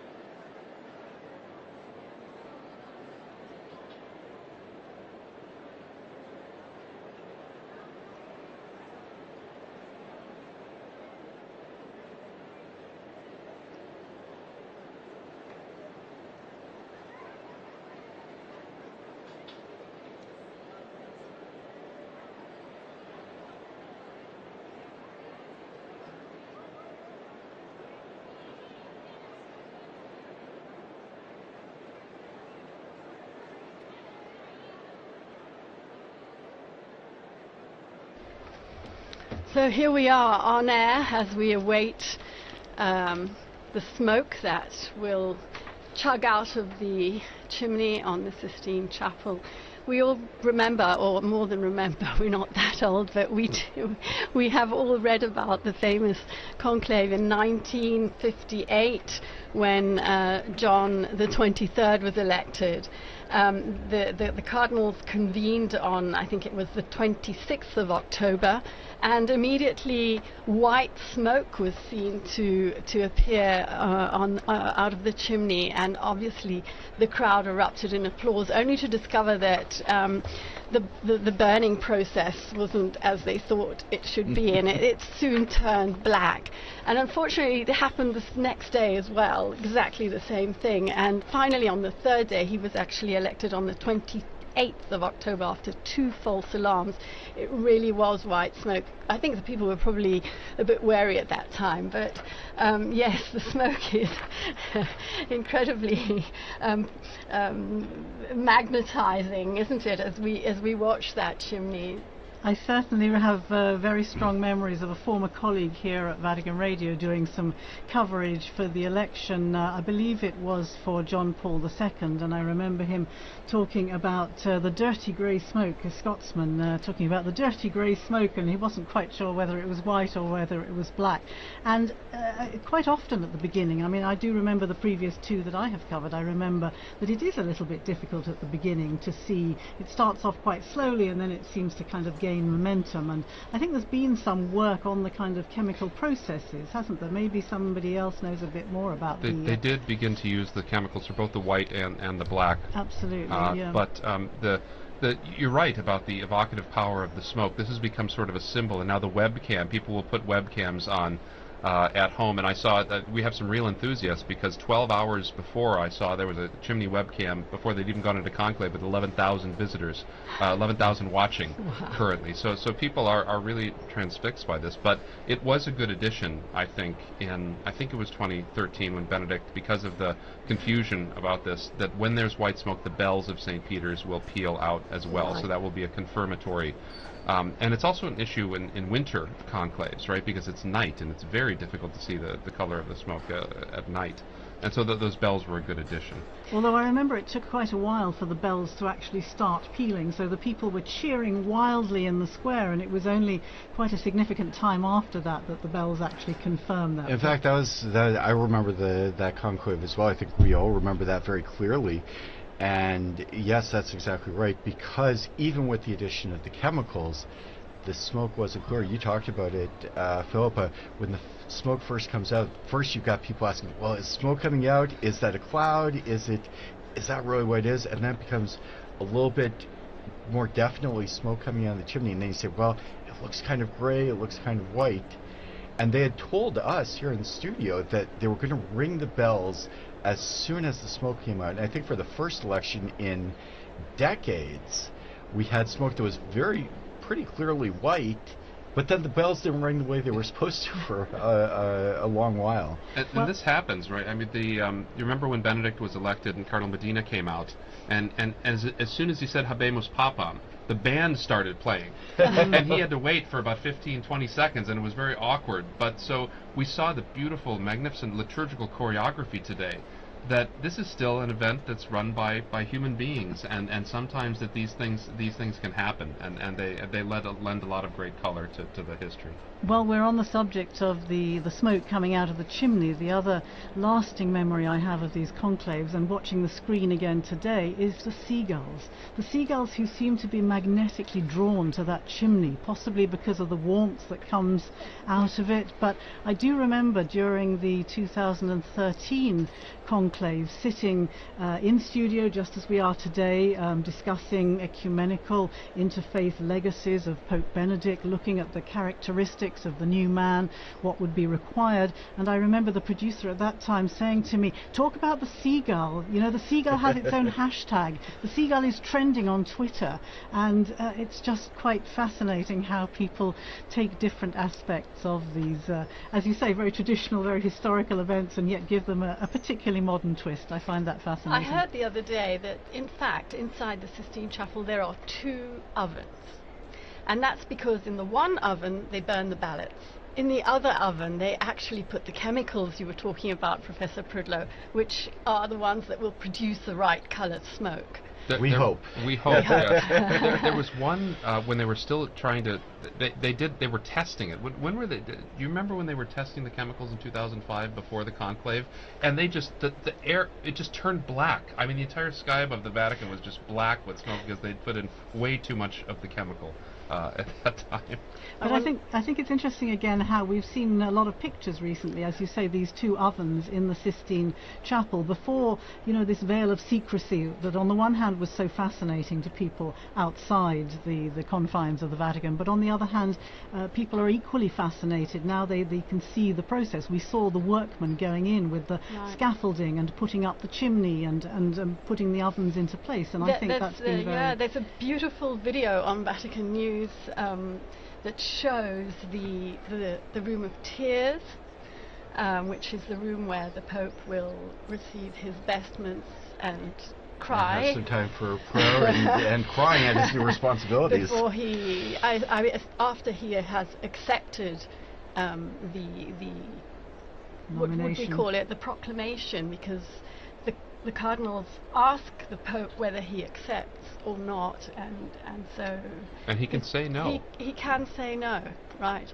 Anyway, please go and look at our video, because it shows that room of tears. It shows the 3 different sized vestments that have been made to fit whoever is elected. It shows... Well, after it was a little tight on Pope John the 23rd, they knew they had to have a range of sizes for the But interestingly, Linda, you were telling me that the traditional papal tailors that has been producing these vestments for so many decades, apparently there's been a change. Yes, there has been a change. So we all knew Gamarelli. I think we all bought socks at Gamarelli, the cardinal socks. This year it's Mancinelli, who apparently makes a bit of a more a lighter textile, better for transpiration, more comfortable. So yes. In fact, we talked about all of the people inside the Vatican who help with the conclave. One of the people that's there is a tailor on hand. They have a small, medium, and large cassock, but they have someone right there so that when he puts it on, they can make adjustments so it's not overflowing, it's not too tight. They've got some room to breathe, so to speak. In the legend about John the 23rd, who was a portly Italian, famously from peasant stock, as they say, in Italy, and the story was that when he put on the extra large white cassock, it still wasn't big enough, and they had to open up the back of it and kind of tie it together like a hospital gown, obviously with his regular clothes underneath. But you know, there's some of the stories that we hear from the Catholics. I noticed that hanging in the Room of Tears is the little red cape, which Pope Francis did not wear. He chose not to wear. He chose not to wear. Yeah, why did he choose not to wear that red cape? It was a gesture of he meant it as a gesture of humility, in the sense that he wanted to be seen as Francis, as Bishop of Rome, in a simplicity. But I don't think that there should be any judgment if the new Pope chooses to wear it. I mean, it's the proper garment for that moment.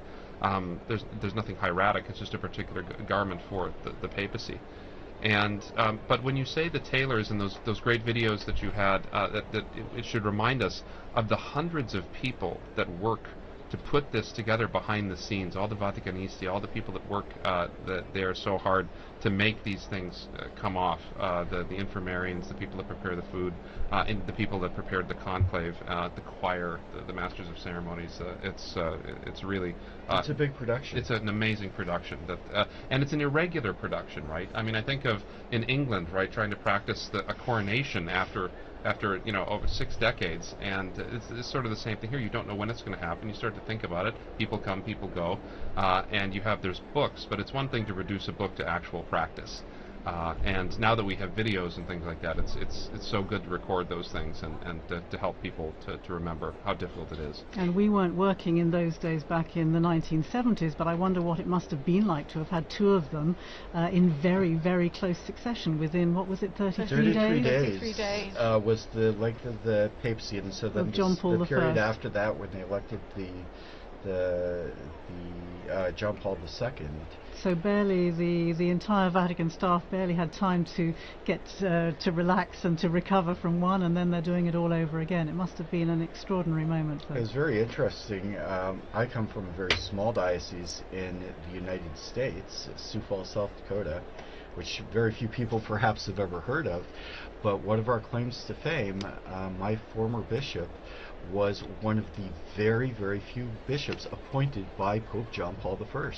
So one of the very few people in the whole church who was the subject of an act of the month-long papacy of John Paul I. And I think a lot of us will have stories about our interactions with popes, not just the people who work here, but people throughout the world who come and see the popes. Do you have some memories of the popes that you've experienced through your time? Well, Pope Francis memorably invited all the Vatican staff. As far as I know, it was the first time for something like this, but he invited all of us to join him for the masses that he instigated in the Santa Marta Chapel, where he chose to live rather than in the Apostolic Palace. And he began the tradition of giving a sermon every morning in the Santa Marta Chapel, and we were all invited to go along. So I think it was maybe a month or two after his inauguration, the inauguration of his papacy, that I was able to go along, and that to me was an extraordinary moment. The previous time that I'd seen him was just after I think it was 3 or 4 days after the papacy, the inauguration, or the election rather, when he was with all the journalists in the Paul VI Hall. You were there too, weren't you? And he announced why he had chosen the name Francis. He wanted to be to honour the name of Francis as a man of peace, a man of poverty, and a man of protection of creation. And these were, of course, 3 themes that he would develop so strongly throughout his pontificate, and that was again an extraordinary moment. It was extraordinary also that he called the journalists to thank them for the work they had done during such an intense period. We didn't realize how moving that gratitude would be. I can't but help think of his very last public audience, was to thank the medics, the doctors and the staff at the hospital who had taken care of him.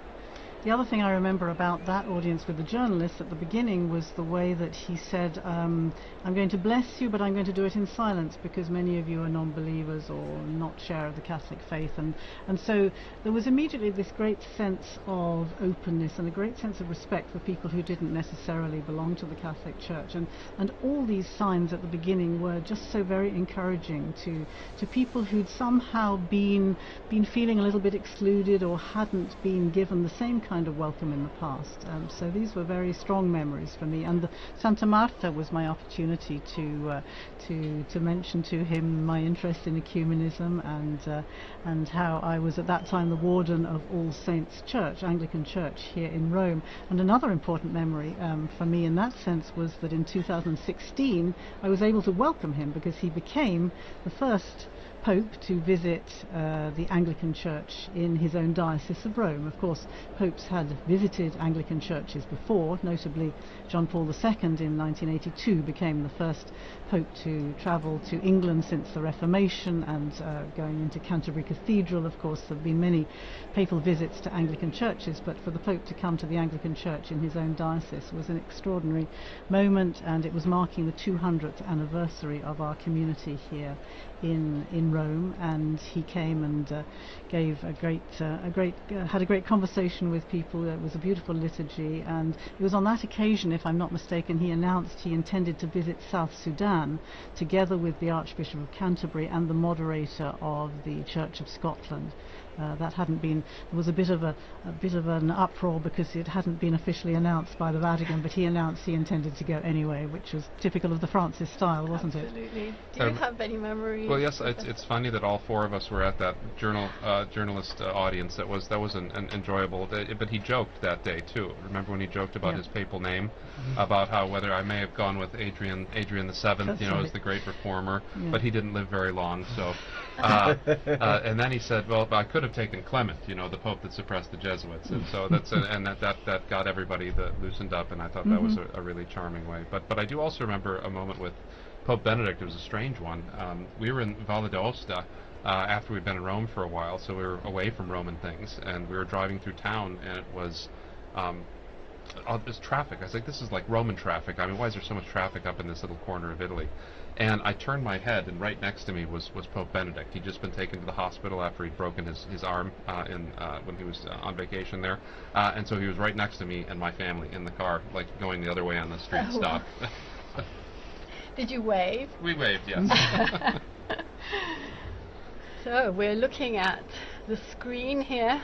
We're looking at the square, getting close to what could be a time for smoke. What do you think?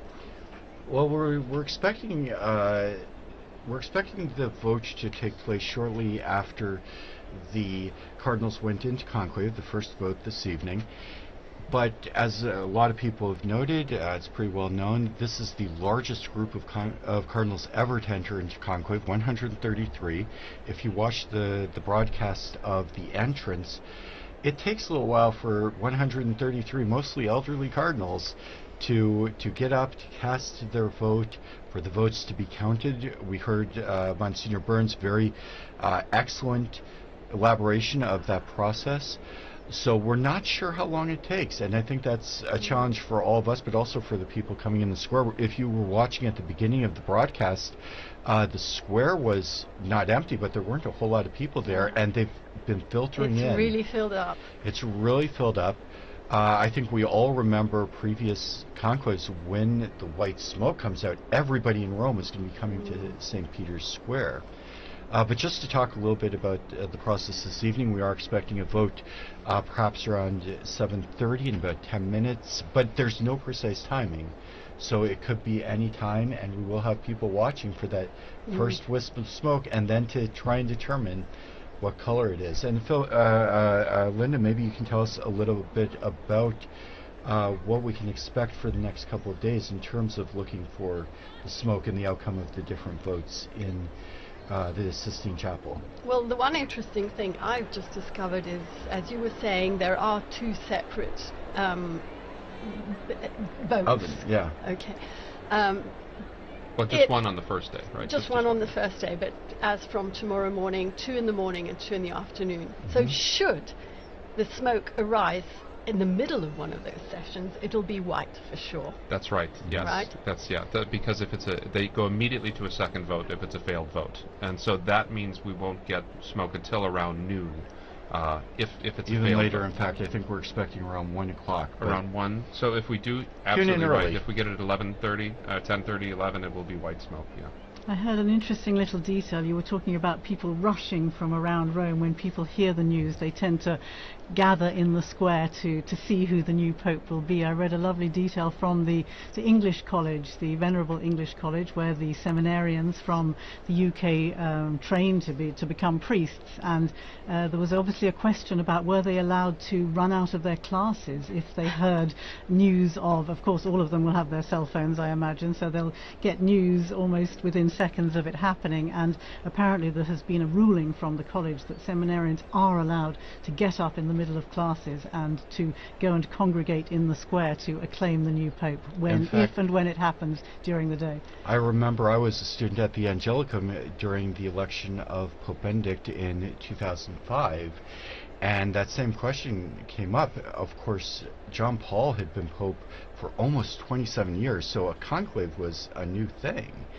And the college didn't make any determination, so the classes were going on during the conclave, and as soon as it became evident that the Pope had been elected, there were people who left class. And I remember some of the professors being horribly offended that the students had left for a truly momentous historical occasion. And the Angelicum, I'm sure that was the reason for their determination this year. They put out a specific statement. They announced it on social media. As soon as we get news of the white smoke, classes are suspended with immediate effect. The adoration in the chapel at the Angelicum will be closed with benediction so that everybody who wants to can come to Rome, can come to St. Peter's Square and be there for the announcement. When we do get the white smoke, I think you'll all remember, there's a period of time between when the smoke comes out. It's about 40 minutes. We're expecting about 40 minutes to an hour between the white smoke and when the Pope has gotten his robes together. He has prayed for a while. They've organized themselves. So about 40 minutes to an hour.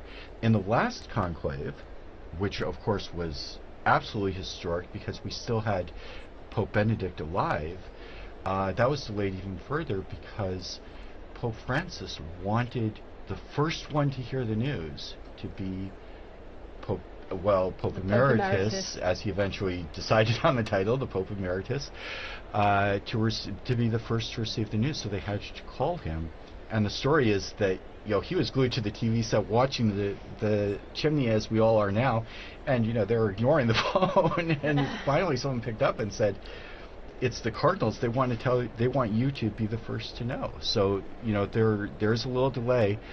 We were talking earlier, there are 2 votes in the morning, 2 in the afternoon, and the expectation is there's a possibility of maybe as early as 10:30 or 11, but certainly a burning of the ballots at around 1 o'clock for the morning ballots, and then in the afternoon, possibly as early as 5 or 5:30, and certainly a burning of the ballots around. Tomorrow we're looking at perhaps as early as 7:30 for the second one. So if you go to our Vatican News website, you can see kind of a program that will give you an idea of when you can tune in and get the latest news from the Meanwhile, conclave. I'm seeing there 30,000 people in the square at the moment. 30,000? 30,000. And that will increase until the smoke comes out. Yeah. But also, we haven't had an election on the third ballot. We haven't had an election on the second ballot. We have had an election on a third ballot, but not since 1939. And so both Francis and Benedict, I think, were elected on the fourth ballot. So that would mean the evening. Benedict on the 4th and Francis on the 5th. Although there was a little confusion, which came out subsequently, and as we heard from the oath, the popes can allow people to speak about some aspects of the conclave. That's entirely up to the new pope's discretion. And there was apparently an extra blank ballot added to the vote, so that when they counted all the ballots, they had to immediately redo the vote because they want to make absolutely certain that there can be no question about the valid election of the Pope. We know historically that there have been some contested elections. Occasionally, yes. It's being a very important position. There's sometimes been 2 or even 3 claimants to the papacy. We haven't had that in about 600 years.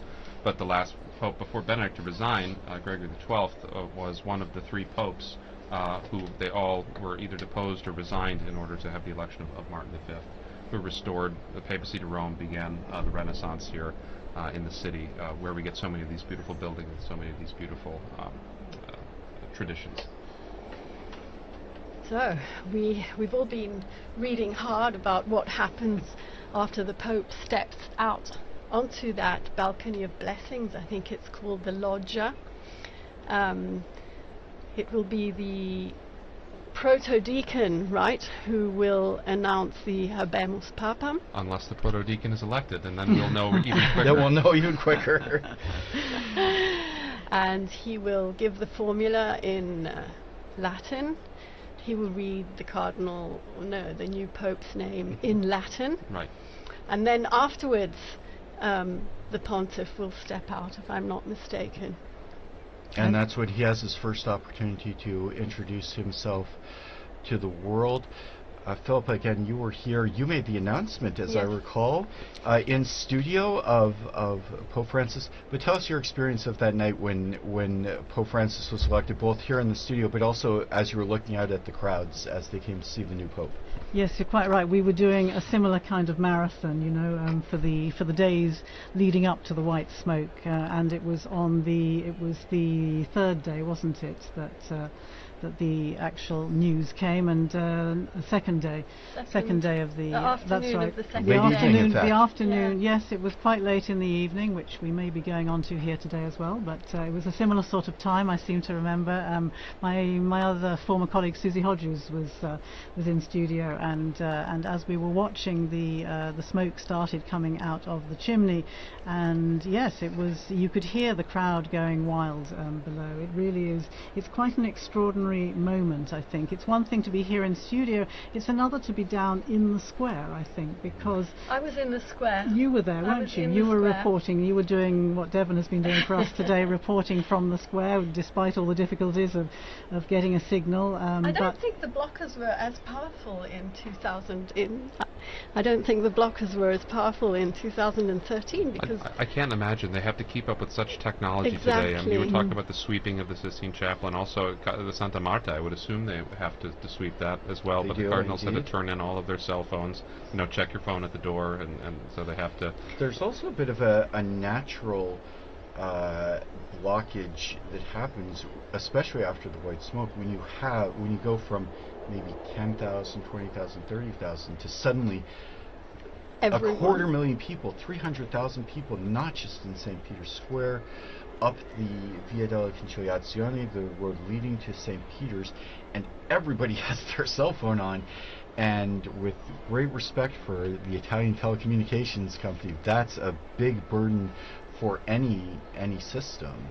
And so when you are trying to get out there and you're trying to send a video of you with the selfie with the new Pope, you might have trouble getting a hold of your friends and family back in England, back in the United States. That was most noticeable even during the recent funeral for Pope Francis, when you have those numbers. Again, I think the figures were 400,000 officially, weren't they, between those gathered in the square and those who were along Via della Conciliazione and down on the route towards St. Mary Major for the burial when Francis was laid in his final resting place.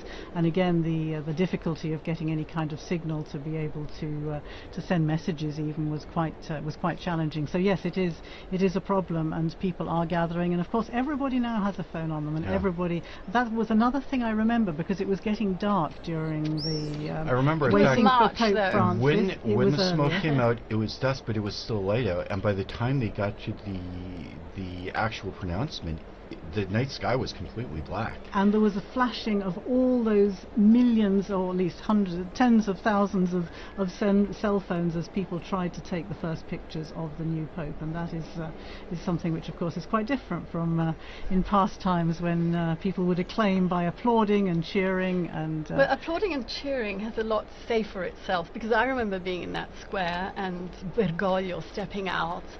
And to be honest, I didn't recognize him. I didn't know who he was. But close to me was a group of Argentinians, pilgrims. And immediately I realized he must be Argentinian, because they went wild. And so I think I was online, I don't remember. I think I said, I think he's an Argentinian. And then, of course, everybody is looking for the biographies and trying to and the internet risks crashing as well, because everybody is trying to download that biography. Interestingly, I've noticed that the Vatican this time has come up with an extremely helpful dashboard, which again is unprecedented. As far as I remember, we had to do a lot of the research ourselves, but we now have a Vatican dashboard which gives you all the details that you ever wanted to know, or the basic information about the cardinals, all the cardinal electors, who they are, where they come from, how old they are, who created them cardinals, what their main features, if you like, of their ministry has been so far, which is incredibly helpful for all of us trying to cover these things. That's progress, Phil. It is two-faced, in the sense that on the one hand, yes, we do have a lot of information much more readily at our fingertips. On the other hand, we are expected to be active on so many more platforms and to be there. And so it's been a really steep learning curve for us as well. You know, we're going to have to be there when the smoke is white. We're going to take a screenshot, we're going to do a video, we're going to have a name out there. It's very challenging for journalists this time and age. And Linda, I'd like to go back to something you said about the applause, where applause is very significant.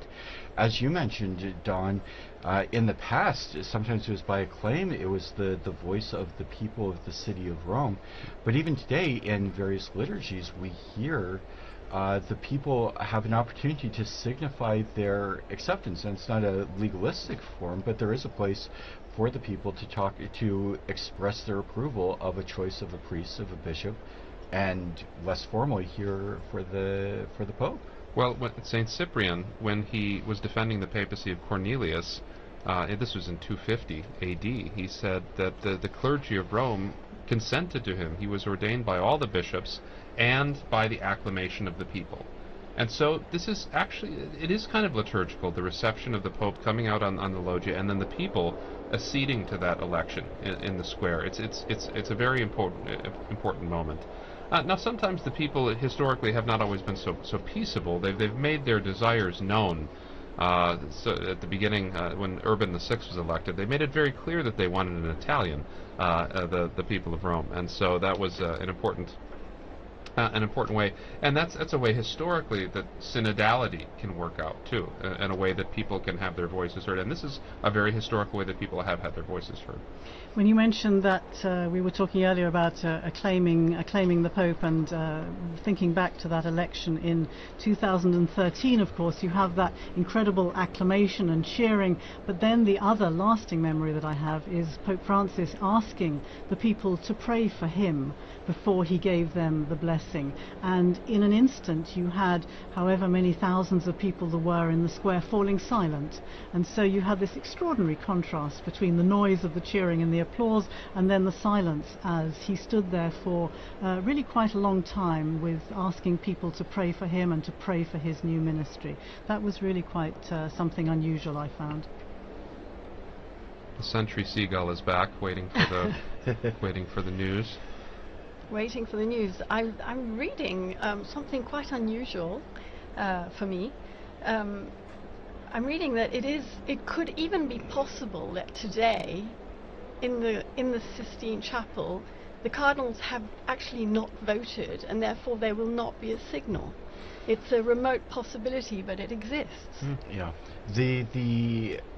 all the procedures that govern everything from the moment we learn of the death of the Holy Father, or the moment of his resignation, through the ceremonies to say farewell to the previous Pope, through the period of mourning, the organization of the conclave, how the College of Cardinals organizes the events, to the entry into the conclave, and all of the details of the voting are laid out very, very precisely in a document which we've heard many times, Universi Dominici Gregis, the name of the document that covers all of this. And what that document foresees is that normally the Cardinals would proceed immediately to a vote this evening. However, that's not an absolute, and there is admittedly a pretty remote possibility that they don't proceed immediately to a vote. There's also what would be a very strange possibility, but we've talked about this earlier, not unheard of. If the Cardinals should choose someone who is not in the Sistine Chapel, they might take a vote, but the vote is not formalized and elect a Pope, but the Pope is not elected until he accepts. So you wouldn't burn the ballots, you wouldn't see the white smoke, and meanwhile the cardinal electors would have to call outside the cardinal, probably make a phone call, and ask their choice to become Pope. And in that case, we would not see the smoke, and then people would really start talking. Yes, that would be a journalistic crisis for sure. At that of course, when was the last Pope who was not in the conclave to be elected? It was Urban VI. It was that election right before the Great Western Schism. He was the Archbishop of Bari, and so they elected someone outside of the conclave, and so they had to send him notice of that. And it took a long while, and the people of Rome were relatively restless until they found out that, don't worry, we have elected an Italian, and they all went home and had a party. So. Meanwhile, as we've been chatting away here, the Cardinals are still gathered in one of the probably most magnificent chapels in the whole world, full of symbology as well. We all know the final judgment on the wall of the apse. We all know the creation on the ceiling. But there are a lot of other paintings in there as well, including some Raphaels and a very symbolic Perugino, which shows Christ handing the keys to St. Peter. Delving into the bottomless archive of Vatican Radio, I found another program by Veronica Scaresbrick. It's a short one. She speaks to a professor of fine arts, Brina Ennis, who tells us about that particular fresco, which is part of the cycle of Christ on the right-hand wall as you enter the Sistine Chapel.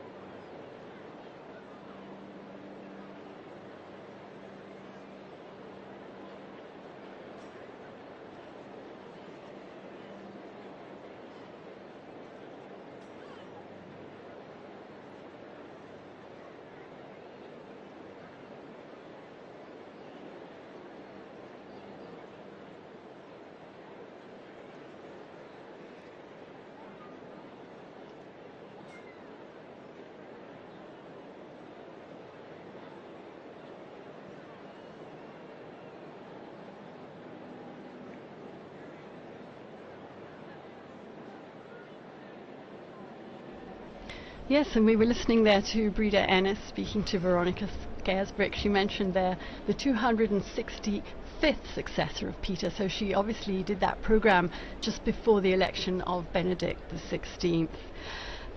One element we haven't mentioned today, probably the most important, is the guidance of the Holy Spirit in this process. This morning the Cardinals gathered in a very important Mass, the Mass for the election of the new Pontiff. The Mass was presided over by Cardinal Giovanni Battista Re. He's the Dean of the College of Cardinals. And he asked the participants in the conclave, the cardinals, to join in prayer to ask the Holy Spirit for guidance. Well, that's very important. He recalled the reading in the Acts of the Apostles, how after Christ's ascension into heaven, all were united and persevering in prayer together with Mary. And the cardinal said that all gathered here today are praying together, as well as just a few hours before the start of the conclave, under the gaze of Our Lady beside the altar, in this basilica, he said, which rises above the tomb of the Apostle Peter. Professor Prudler, how important is this element? It's irreducible. I mean, the selection. We saw that with the prayers at the entrance of the conclave. We saw it with the Missa Pro Elegendo this morning. The intoning of the Veni Sancti Spiritus, the invocation of the Holy Spirit on the work of the conclave. But it's also important that we remember, as the Holy Spirit guides and protects the Church, that we know that we also must cooperate with His promptings, with the promptings of the Spirit, in order to rightly follow God's will in our lives. And the cardinal electors have to do this too. It surprises some people sometimes that when he was Cardinal Ratzinger, Benedict XVI spoke about the Holy Spirit's role in the conclave. And he said, I would not say that the Holy Spirit picks the Pope. I would say that the Spirit does not exactly take control of the affair, but rather, like a good educator, as it were, leaves us much space and much freedom without entirely abandoning us. And so the Missa Pro Elegendo this morning, the ceremonies at the beginning were meant to help the cardinals to be open to the Spirit in that way, and to put aside other agendas, other political ideologies, and be open to the promptings of grace. And so that's because, and I think that was something very wise of Benedict to say, because in the past, I mean, there's not always been good popes. I mean, in the history of the Church, there have been quite bad popes, and yet the Church endures, and that's the astonishing thing from an historical perspective. And so today we hope, we pray that we are open to the promptings of the Holy Spirit in the conclave and for the cardinal electors. I think it's particularly interesting that Mass is not just for the cardinals, but of course it's a Mass in St. Peter's Basilica, open to the public and to a lot of other people who want to come along and want to be part of that moment at the beginning. As you say, it's marking the beginning of the conclave, and to be actually part of that and to be able to pray together with the cardinal electors for the new Pope is an incredibly moving moment. And again, I noticed this morning there were a number of the ecumenical representatives here in Rome. We have a new Anglican bishop, Bishop Anthony, who is the new head of the Anglican Centre. We have the head of the Methodist Ecumenical Office, the Reformed churches, and they were there together with representatives from the Council, the Dicastery for Christian Unity, again praying together and gathered together with the cardinal electors, praying for a successful outcome to this conclave under the guidance, as you say, of the Holy Spirit. And that homily by Cardinal Re brings us back to the whole concept of unity as well, because he also reminded those present about the duty to maintain the unity of the Church on the path traced out by Christ. And he explained that unity is marked by profound communion in diversity, provided that full fidelity to the gospel is maintained.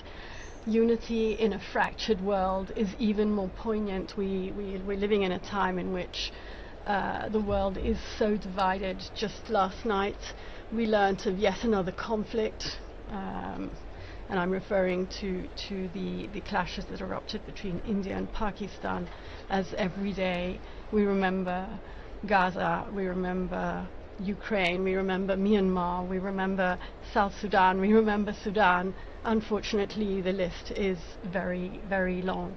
So we really do need a moral compass back in this world.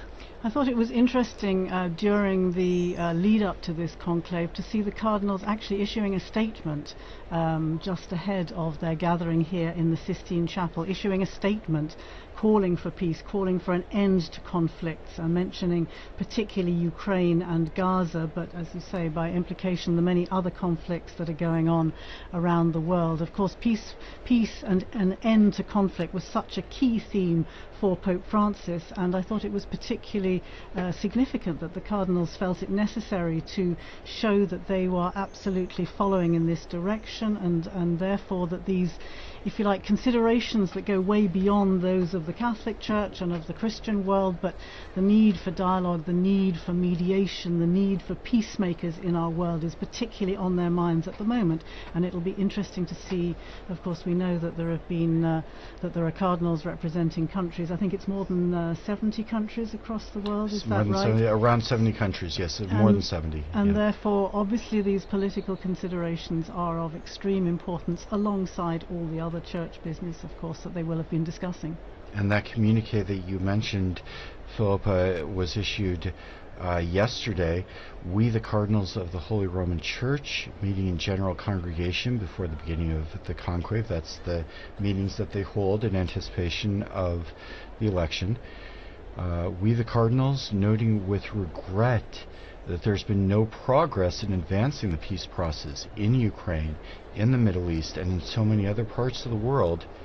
And on the contrary, attacks have intensified, especially against civilian populations.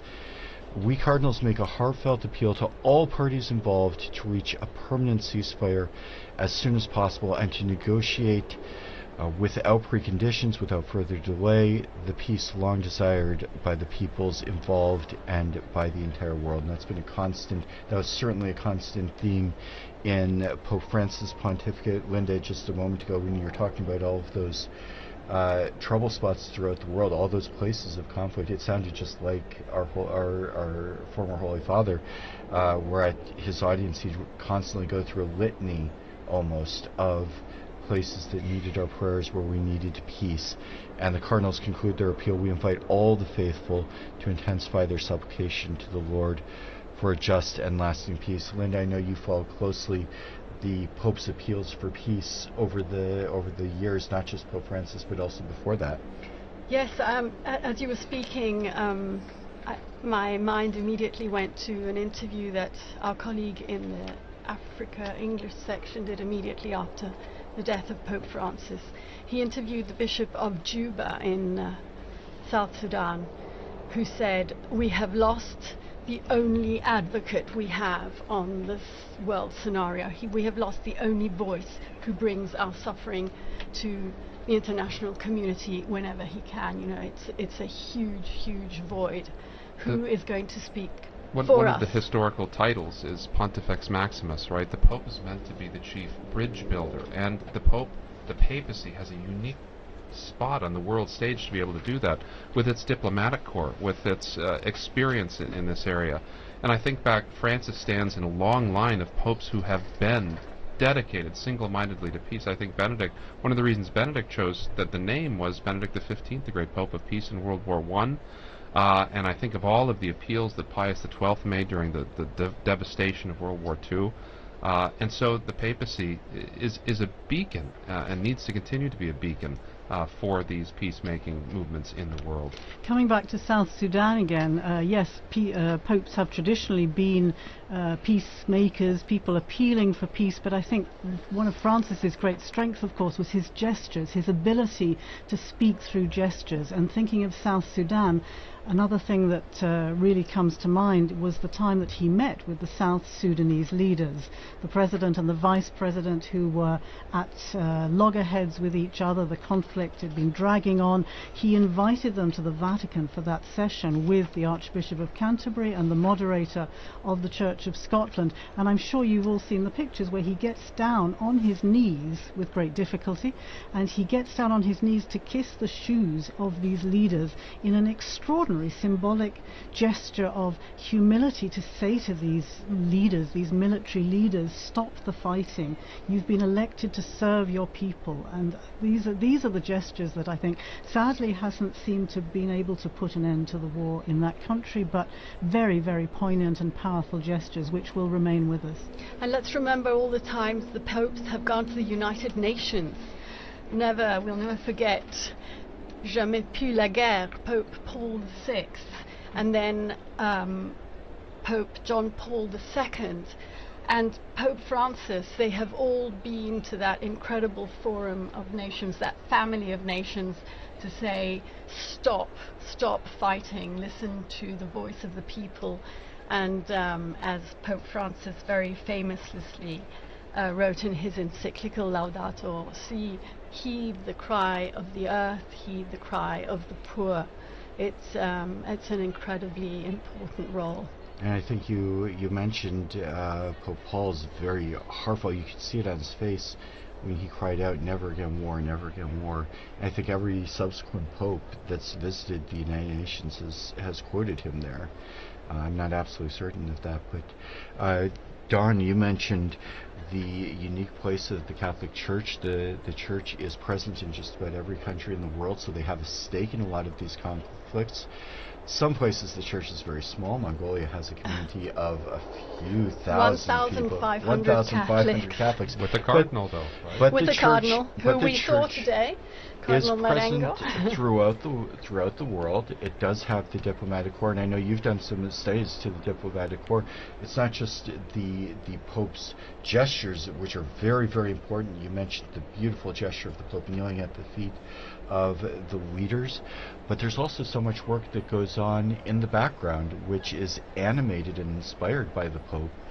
That's where the Secretary of State, the nuncios, are really trying to carry out the background work of trying to make the Pope's appeals a concrete reality. One of the surprising things, people come to Rome, they find out it's a city with two sets of embassies, that there's embassies to the Republic of Italy and there's embassies to the Holy See. And the Holy See has diplomatic relations with an immense number of countries, including countries that are at utter loggerheads with one another.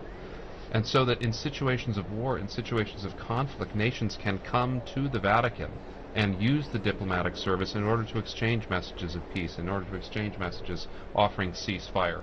And so it's very important to remember the work of nuncios, of the special envoys. When the Pope sent Cardinal Zuppi to Ukraine as a special envoy for peace, that this is something the Catholic Church is very good at and can be a force for helping to establish lasting peace in these troubled areas. As you said, Don, that's something that the Church can do, where you can speak with both parties as, if not exactly a neutral party, but at least something that's a little taking a step back, where you can't talk to one another, but you can talk to someone else. We saw that with the Second World War and some of the tremendous work of the Department of State. We also have seen with the Secretary of State, one of the big issues is the plight of displaced persons, and that was a big work of Vatican Radio in its early history. Linda Philippa, maybe you could speak about that role of the Holy See in the humanitarian work of the role of Vatican Radio in the humanitarian work of the Holy See. Well, I think you're probably referring to the Second World War, right? Especially, yes. When the radio started a service announcing the names of prisoners of war, in order that people could tune in and hear whether their husbands, their fathers, their brothers were in these prisoner of war camps following the Second World War. And that was, as I say, way back after the Second World War. But of course, if you're talking about the plight of displaced displaced people, then much more recently during this past decade, of course, we think of how significant an issue, I would say a top priority, this was for Pope Francis. Hard to forget that the first place he chose to visit after his election was the tiny island of Lampedusa down to the south of Italy here. Why? Because he wanted to remember all the people, all the many people who have lost their lives trying to flee their countries, trying to get to safety and security for their families, and losing their lives in the Mediterranean in these terrible flimsy boats that just capsize. And so these kind of, again, the image of him throwing that those flowers into the wreaths of flowers into the sea from the boat to remember the people who'd lost their lives there, and then speaking with other migrants who had successfully arrived in Lampedusa on that first visit. It was a theme that he started out that way, and he continued to do that all the way through his pontificate, to remember migrants and refugees and people seeking peace, seeking safety, seeking decent standards of living. It really was a top priority for him, I think.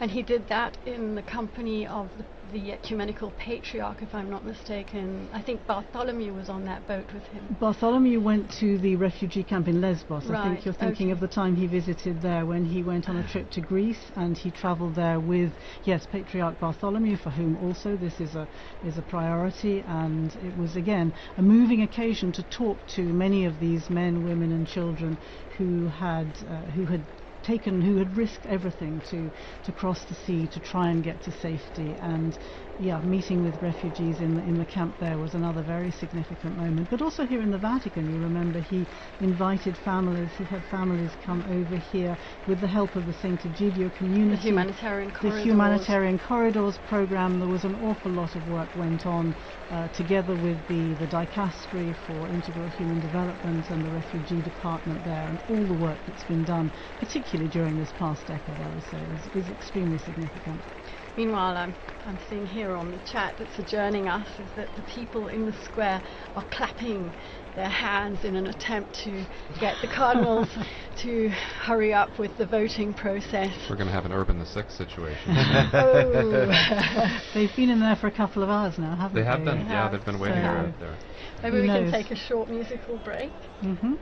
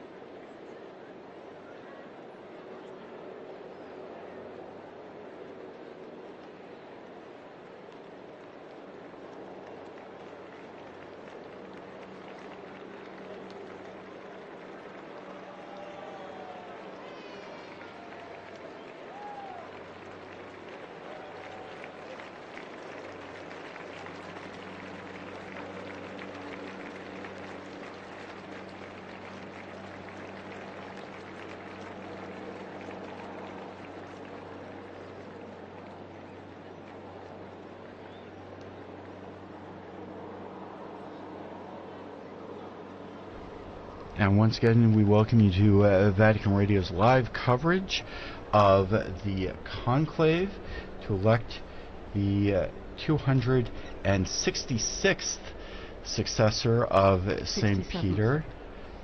267th Pope, 266th successor, I think is last count. But that's actually an interesting point, because the official list of popes has changed numerous times over the years, and in fact there was a change in the 20th century with different popes who had traditionally been counted as popes suddenly struck from the list, and perhaps some other clarifications from historical scholars. Well, so you have things like Benedict IX, who was pope 3 different times, and then John the 20th that didn't quite make the list eventually, and so they had to skip one.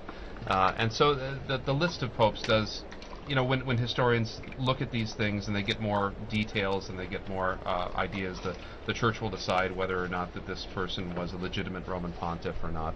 Because this is an important question. This is a Catholic fact. We have to know who is the Pope. We have to know because Christ promised this to his Church, and so it's critical that we know who and what are. But so sometimes in the dim recesses of history where we have too few records, it's difficult to say for sure. I'm not a historian myself, but of course the medallions in the great Basilica of St. Mary Major that contain the images. Now that's of all St. Paul's Basilica outside the walls. Yeah. St. Paul's outside the walls, yes, you're right. Yeah. But presumably the number up on the wall there is what we consider to be the official tally, is that right? Not quite, in fact, because at least a few anti-popes are up in medallions, including my personal favorite, at one time considered a pope, now considered an anti-pope, Pope Christopher, the one and only. He's one of them that they struck from the list due to the rather odd circumstances, untoward circumstances regarding an election of his accession. Meanwhile, if you are just joining us, we are entering the third hour of our coverage of the conclave. We are anxiously awaiting smoke to appear from the chimney in above the Sistine Chapel. That's still not happening. As we heard just a little while ago, the crowds that have now gathered in St. Peter's Square are getting a little enthusiastic in their expectation of the Pope.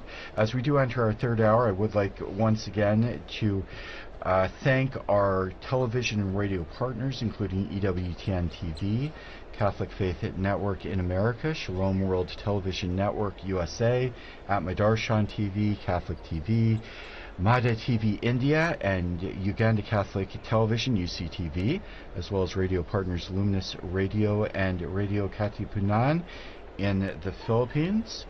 I'm here with Linda Bordoni, our very learned guests, Philippa Hitchin and Don Prudlow.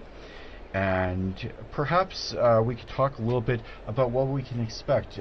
Some of us have been listening to our broadcast now for a couple of hours and maybe wondering what's happening and what's going on right at the moment. Well, I think they're getting ready to burn the ballots. Meantime, another thing we've all been chatting about in the run-up is what name will the new pontiff choose? Because it's a long-standing tradition that the baptismal name is changed, but it hasn't always been so, if I'm not mistaken. But we do know that the first act of the new Pope, immediately after accepting his canonical election as the Supreme Pontiff and before fulfilling other obligations, is the choice of his name. And this name is announced famously on the loggia by the Cardinal Protodeacon after the famous formula Habemus Papam, followed by the Pope's baptismal name in Latin. So Francis was the first Francis. I remember we were going, we're going to call him Francis the First, and we were told, no, it's just Francis, he is the first. But it's an old custom that apparently emerged as early as the first millennium of Christianity, and I'm reading here, Professor, because it's 1,500 years old, so it is a pretty well-established custom. And can you tell us anything about the popularity of certain names, why they became so much more popular than others, why Francis perhaps was never chosen until this last pontificate? Well, there have been a series of quite traditional names. I mean, there's a good list with 266 popes to choose from. There's good, and it ties people back into continuity with the past. Benedict, naming himself after Saint Benedict, and after Pope Benedict XV, the Pope of Peace. I tend to think Pope Benedict XIV, the great scholar pope as well, that he tied himself to. But and then you had the innovation of John Paul, right, having the two papal names. And he will be, if there ever is another Francis, he will have to be Francis I. I mean, he doesn't have any choice. He will be Francis I. He will have to be Francis. If there's a Francis II, there's going to have to. Yeah, he'd have to be retroactively promoted to Francis I. But this is a great moment, because it's the first time that we can get an insight into the mind of the new pope when they have this name. So, for instance, if, as a lot of people think, the new pope may choose the name Leo, we know that that's probably in line with Leo's great work with social justice, with Catholic social teaching, but also, hopefully, Leo's great work with Catholic academics as well. But how many Leos have there been? Well, he would be Leo the 14th.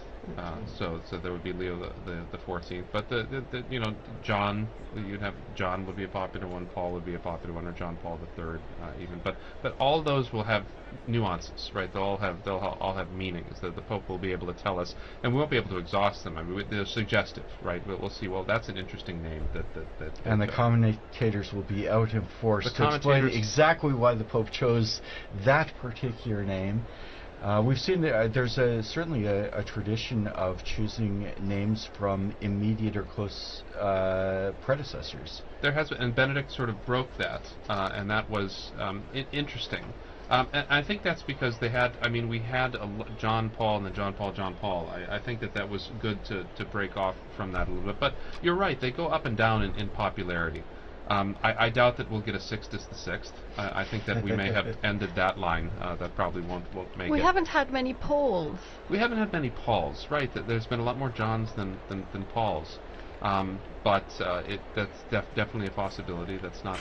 But then you have these strange names from early in papal history, right? Like Conon or Lando, and those are likely going to continue to stay in abeyance. But a name like Innocent or Clement, right? These were immensely popular in the 17th and 18th century. And they tied them back to those great histories with those names too. I mean, John's was kind of a surprise, because there had not been very many creditable Johns in papal history, and so it was kind of a surprise, particularly. And there was controversy even about his numbering, because one of the anti-popes of Avignon was John the 23rd. There's actually an anti-pope, John the 23rd, buried in Florence, so that was confusing as well. But he wanted to make his personal statement with that. And as you say, some names gain popularity because of wildly popular popes, but some names fall off when you've had a pope who really did have, as you said, a discreditable reputation, and suddenly we see a lot fewer.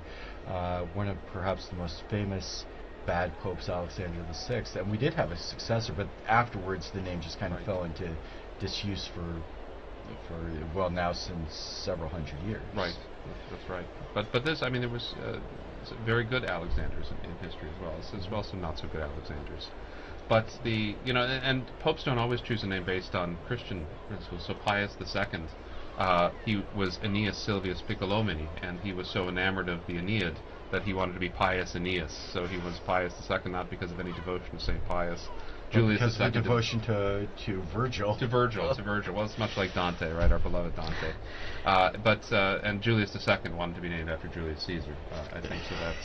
So that worked. But there were both Piuses after Pius II and Juliuses after Julius II. So having had so many Italian popes, of course, throughout history, all selecting from perhaps what you're talking about, some of the traditional names, I'm wondering what a difference it might make having cardinals from these 70 different countries, and if perhaps we should have a pope from Africa or Asia or again Latin America, wondering what difference that might make in the selection of a name. That would be interesting, because we have had Greek popes and Syriac popes and African popes. The great Pope Gelasius was North African. and Pope Zephyrinus was Syrian. There was a period in the 8th century where we had almost all Greek and Syrian popes. And so looking back to that history would be instructive as well. I mean, to the persecuted Christians of the Middle East or of North Africa, it could point to that and still be rooted in the Church's history as well. You certainly need a historian on hand, don't you, to help you make this selection. I can see that you're never going to be out of a job. They've never let historians into the conclave, though. There's no on-call historian, so maybe... And how important is it that a pope be proficient in Latin? Well, I think it's critical as the patriarch of the West and as the head of the Latin Rite of the Catholic Church. I mean, it's pretty critical. And you saw, I mean,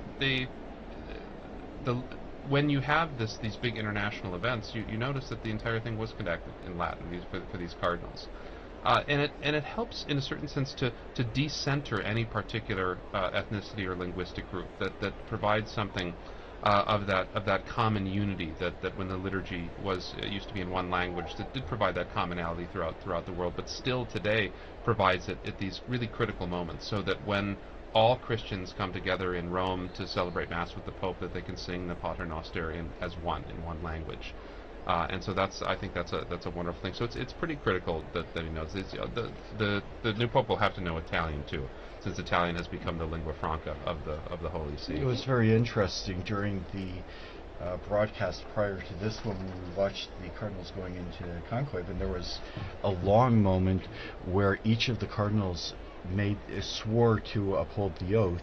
The full oath was read by Cardinal Parolin, and then each successive cardinal said, "I personally swear to abide by this with my hands on the Gospels." But all of them made that oath in Latin. And if you were watching on the video, you saw they had a cheat sheet in front of them with the precise phrase. What was really fascinating, you saw Latin cardinals, but you also saw cardinals from Eastern churches from all over the world, and each of them was pronouncing the exact same words in Latin in their own language. And I thought that was one of the most moving parts of the ceremony, where you'd hear an American perhaps with a bit of an Irish accent, and you'd hear a Japanese cardinal or an African cardinal, or cardinals from all over the world. I heard Stephen Brislin with his South African accent. For those of you, I mean, we all remember Pope Benedict pronouncing his Latin with a very strong German accent, which I found very endearing. So it really does offer a kind of point of unity where it's not a living language that's going to be privileged, but it's a language that everybody can kind of have a share in. And yet the language question, of course, is quite an issue for cardinals coming from so many different countries, perhaps in places where they haven't had an education in Latin to the same degree as would happen here, for example, in the universities, the pontifical universities in Rome. Even in the general congregations and so on and so forth, what is the general rule for the language that is spoken? You mentioned the need to speak Italian, of course, if you are elected Pope, because that is the language. As the Bishop of Rome, you're expected to have a good command of Italian, but that isn't necessarily the case for a lot of these men, is it? Several popes have reiterated the importance of learning Latin, and so, because I mean that's the language of canon law and of all official documents in the Catholic Church. It's really critical that we help to form young priests, especially in emerging countries.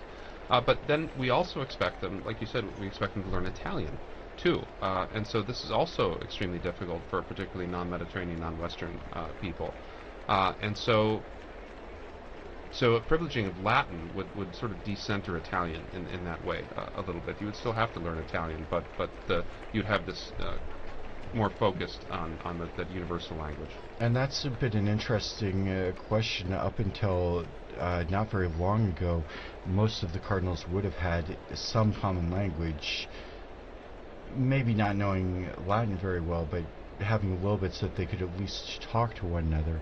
And we already saw in the general congregations before that in the various synods, the synods of synodality, where you have to come up with a language that people can understand, or make sure that different addresses, documents are translated into various languages.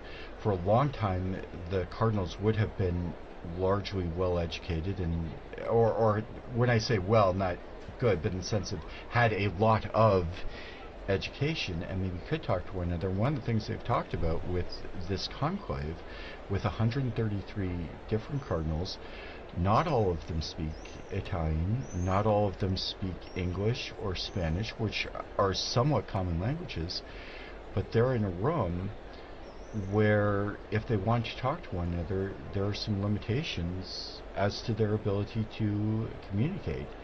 And that and we see it with synodality too, right? We often get shunted off into language groups, right? Which is sort of defeating the purpose of the whole idea. I mean, just it's difficult for us to conceive of, say, but Vatican II, to think back to Vatican II, and that the entire thing for 4 years was conducted in Latin, with everyone having an equal voice and able to discuss with one another in that. Now, it's possible that new translation software and things can come and make a difference like this, but having that common tongue has been something that's been very important to the Western world. That would be an interesting technological change if in some future conclave they're all issued a universal communicator to translate on the spot, and then you don't have to worry about translators coming in and violating. And I think about that ecumenically too, because I mean the use of Latin transcended the boundaries of the Catholic Church for so many centuries. In Europe, it was the common diplomatic language. It was the language. There's a famous exchange between C.S. Lewis and an Italian priest. Neither of them spoke the other's language, so they wrote each other letters in Latin. And so that is one of those commonalities too that we all share. Yeah. And we're still waiting for the even the seagulls. Even the seagull has given up. Yeah. I'm hearing it's getting chilly out there as well. And one of the things that we can expect is that at least some of the cardinals probably have in mind what effect this is having on people outside. I would think, yes. Could be a good sign because, or it could be just that they're waiting to burn the ballots. Who knows? But they should, because it's just one ballot, that they wouldn't have to wait after the scrutiny is done. But as you were saying earlier, I think, Chris, this is going to affect timings, isn't it? I'm imagining not just today, but we start again tomorrow morning. Just give us a recap of the times that are expected. The Cardinals gather again at 9 o'clock in the morning, is that right? Inside the Sistine Chapel? They begin with Mass and prayer. The actual voting is largely, as we've said, it's not a point. The conclave is not a place where people are going to get up and give campaign speeches, or much speeches at all. I've heard many cardinals talk about conclaves as more like a retreat than anything else, and when they come into the Sistine Chapel and do the vote, that's all they do. So what we've been kind of expecting, it's very imprecise, as we're seeing even as we speak, we're kind of expecting the first vote to take place and maybe be finished up by 10:30 or 11 o'clock in the morning. If there's a positive outcome, we would see the white smoke then. If not, they'll proceed immediately to a second vote, which is then going to take another hour, an hour and a half. And at the conclusion of that vote, they will burn ballots from both of the previous scrutinies. So then we could see either black or white smoke. The kind of general feeling and general ideas that might happen around 1 o'clock each day. Yeah, and let's remember that this service that we are providing is not just in English, of course. Being Vatican Radio, it's in 7 languages, the live service that we are doing now, but the other languages will also be broadcasting, so it's going out in a lot of languages as we speak, and of course everything is on our website, on our social media, on Twitter, and not just spoken languages. And not just spoken languages, the sign languages, in various sign languages. There's the Italian sign language, the American sign language.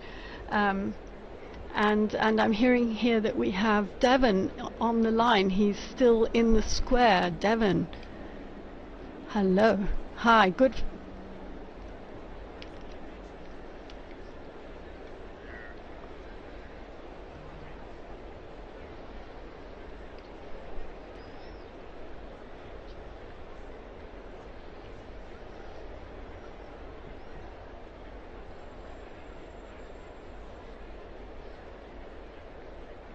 Is it getting dark?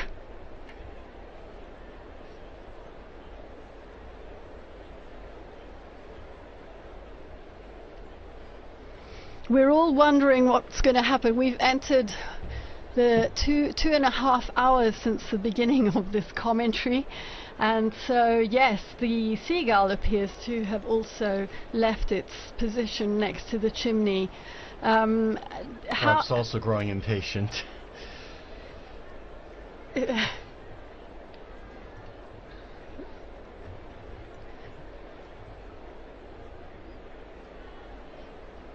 Have you spoken to any other pilgrims or Romans in the square who have specially come for the occasion?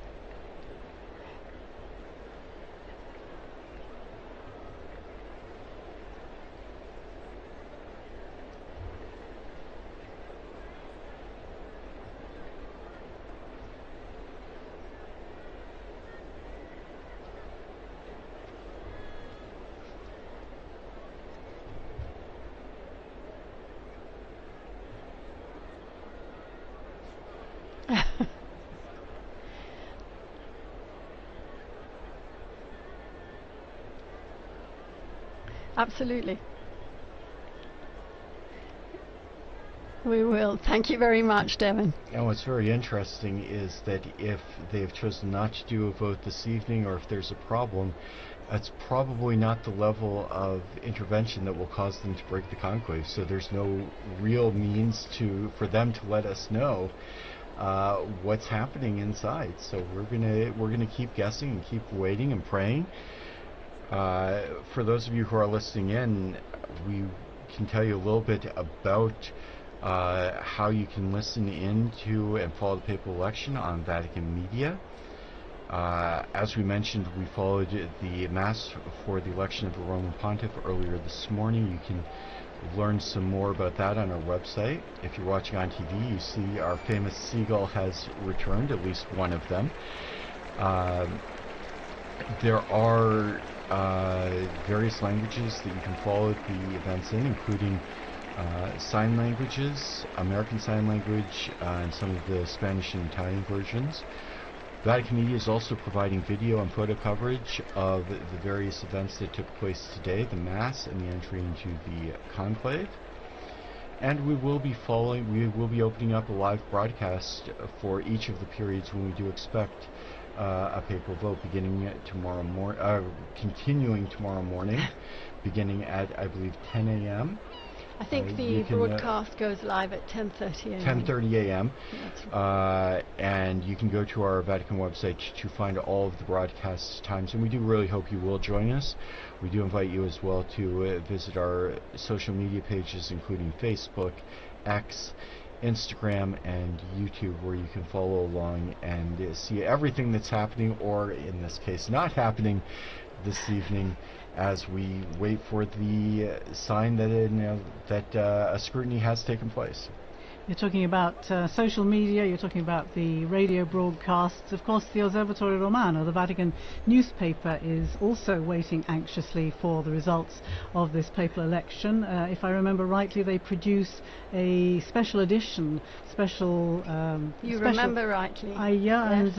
And almost as soon as the announcement is made on the balcony, the presses start rolling, or at least the copy editors start putting out this edition so that it can be distributed free, I think, in St. Peter's Square to people as soon after the event. As was the one that marked the passing of Pope Francis. Meanwhile, they tell me we have someone else in the square. It's Sister Nina Krafic.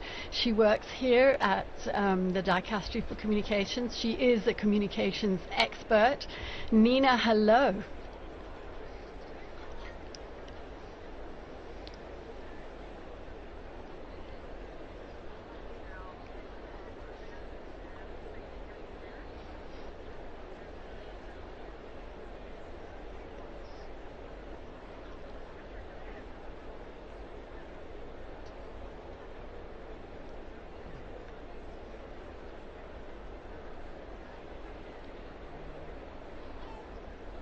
It's your first conclave, isn't it, Nina?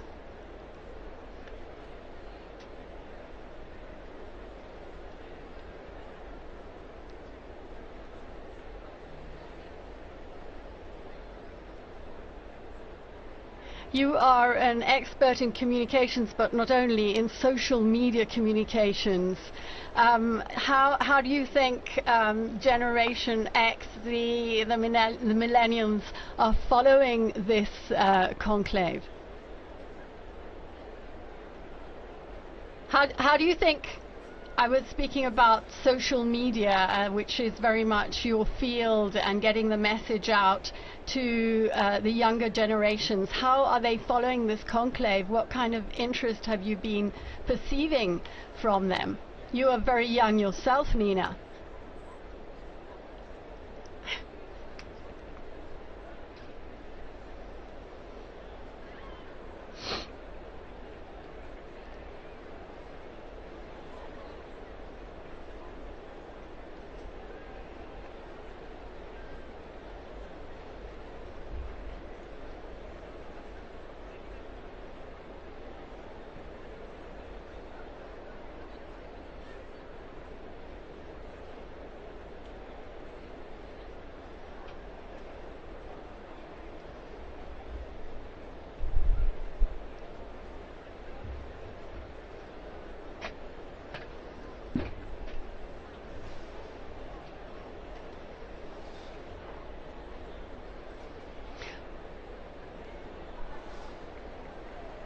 Well, you know how we knew that you were there, Nina? Leo, my son Leo, saw you on Instagram in the square.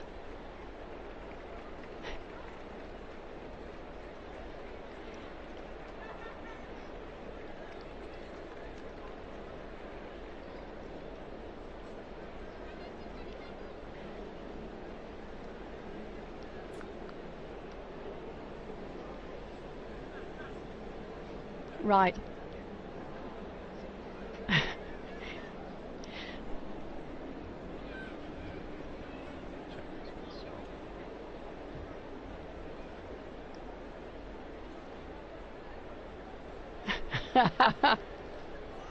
A chimney and a seagull, yes.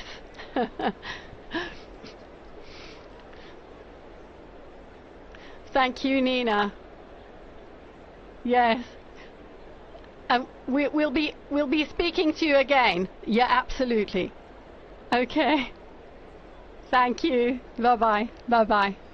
So that was Nina Krapic. She knows all about influencers and the dicastery that has understood very profoundly that it has to move with the times if it wants to keep up with the world, and has brought her in to study the role of influencers in communication and to talk to gatherings. She goes to speak at conferences about the church and communications with a very new voice. You need a dicastery of influencing. Interesting, though, that what we think of as the generation that likes everything instantly, that people should be standing there for an hour and a half, 2.5 hours now, watching a chimney without anything happening at all. So quite a turnout for the books, and interesting to see the reaction. Will people not be so interested over the coming days, or will that simply increase the tension and increase the interest?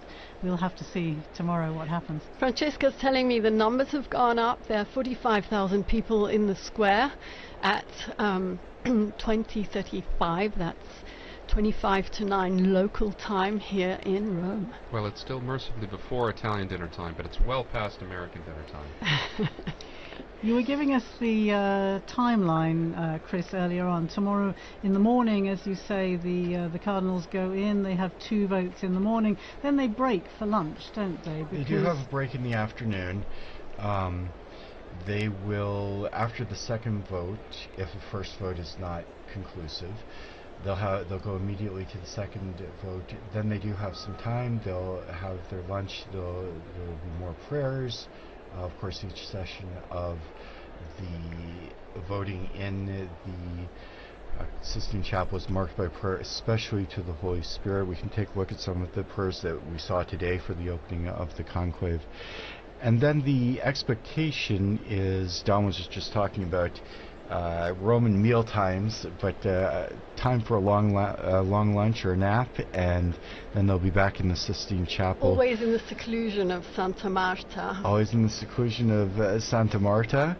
I was struck, we've mentioned a couple of times, the movie The Conclave, and we've all seen various parts of the conclave, and I noticed a lot of the sets bear zero resemblance whatsoever to the places they're purporting to be. But going back to the schedule, we will have, or expect to have, a vote in the afternoon. That's what's provided for in Universi Dominici Graecis. We'll begin coverage around 4 in the afternoon Rome time. And if there is a successful vote, we'll see the white smoke. Otherwise, we'll have to wait for a few more hours, and possibly the first smoke we might see in the afternoon in coming days might be around 5:30 or 6. Later, if it does go to a second ballot, we will see smoke of some sort, hopefully, around 7 or 7:30 is the expectation. But as we talked about, there was... I'm getting news about that. Apparently the last time there was not a vote, so there was no smoke during the session, was in 1941. But they're also pointing out... There wouldn't have been, right? Because there wasn't a conclave that year. Ooh, wow. So that was to be expected. So that was not a good information I get here. Because they also point out there were far fewer cardinals in that conclave, but as you say, no conclave in 1941. Maybe they meant 1939. We'll have to check that. Check on that again. And still nothing. It still looks quite light out there. And of course, the cameras are pointing out towards the west, so the last shreds of daylight will be seen from the perspective that we're looking at the chimney, whereas if you, for those in the square, if they turn around and look out to the east, they'll see that the light is dying out. We can see out the window here, sky's growing pretty dark in the other direction, and we might have a situation where it does become difficult to see the smoke or tell what color it is. In which case we would be waiting for the bells again, as we were mentioning earlier, if it's a successful vote. Otherwise people will be craning their necks to see what they can see from the square. But meanwhile, it might be a good opportunity to talk about one of the unique features of this conclave. For, as we've mentioned earlier, there are 133 cardinals who entered into the conclave. That's the largest number of cardinals ever. And there was actually a little bit of a discrepancy in the law and the procedures governing the conclave, because Paul VI in 1975 had introduced a rule that the maximum number of cardinal electors would not be more than 120. Don, maybe you could tell us a little bit about the history of the numbers of electors.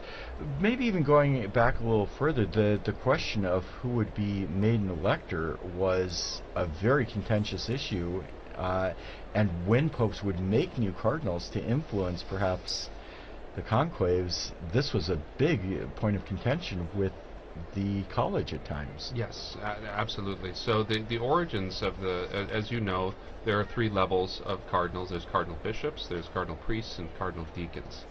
And originally, there are 6 cardinal bishops of the Suburbicarian sees. He's like Frascati and Ostia. Ostia is the senior bishop on the see. There were 35 cardinal priests. Cardinal priests were drawn from the original tituli, the early parishes of the city of Rome. And so we can see before even the year 500 the lists of the original parishes, and they would be given the title to these parishes. And there were 14 cardinal deacons. The city was divided into 14 different districts based on the needs of the faithful. And so as time went on, this number was fixed at 70.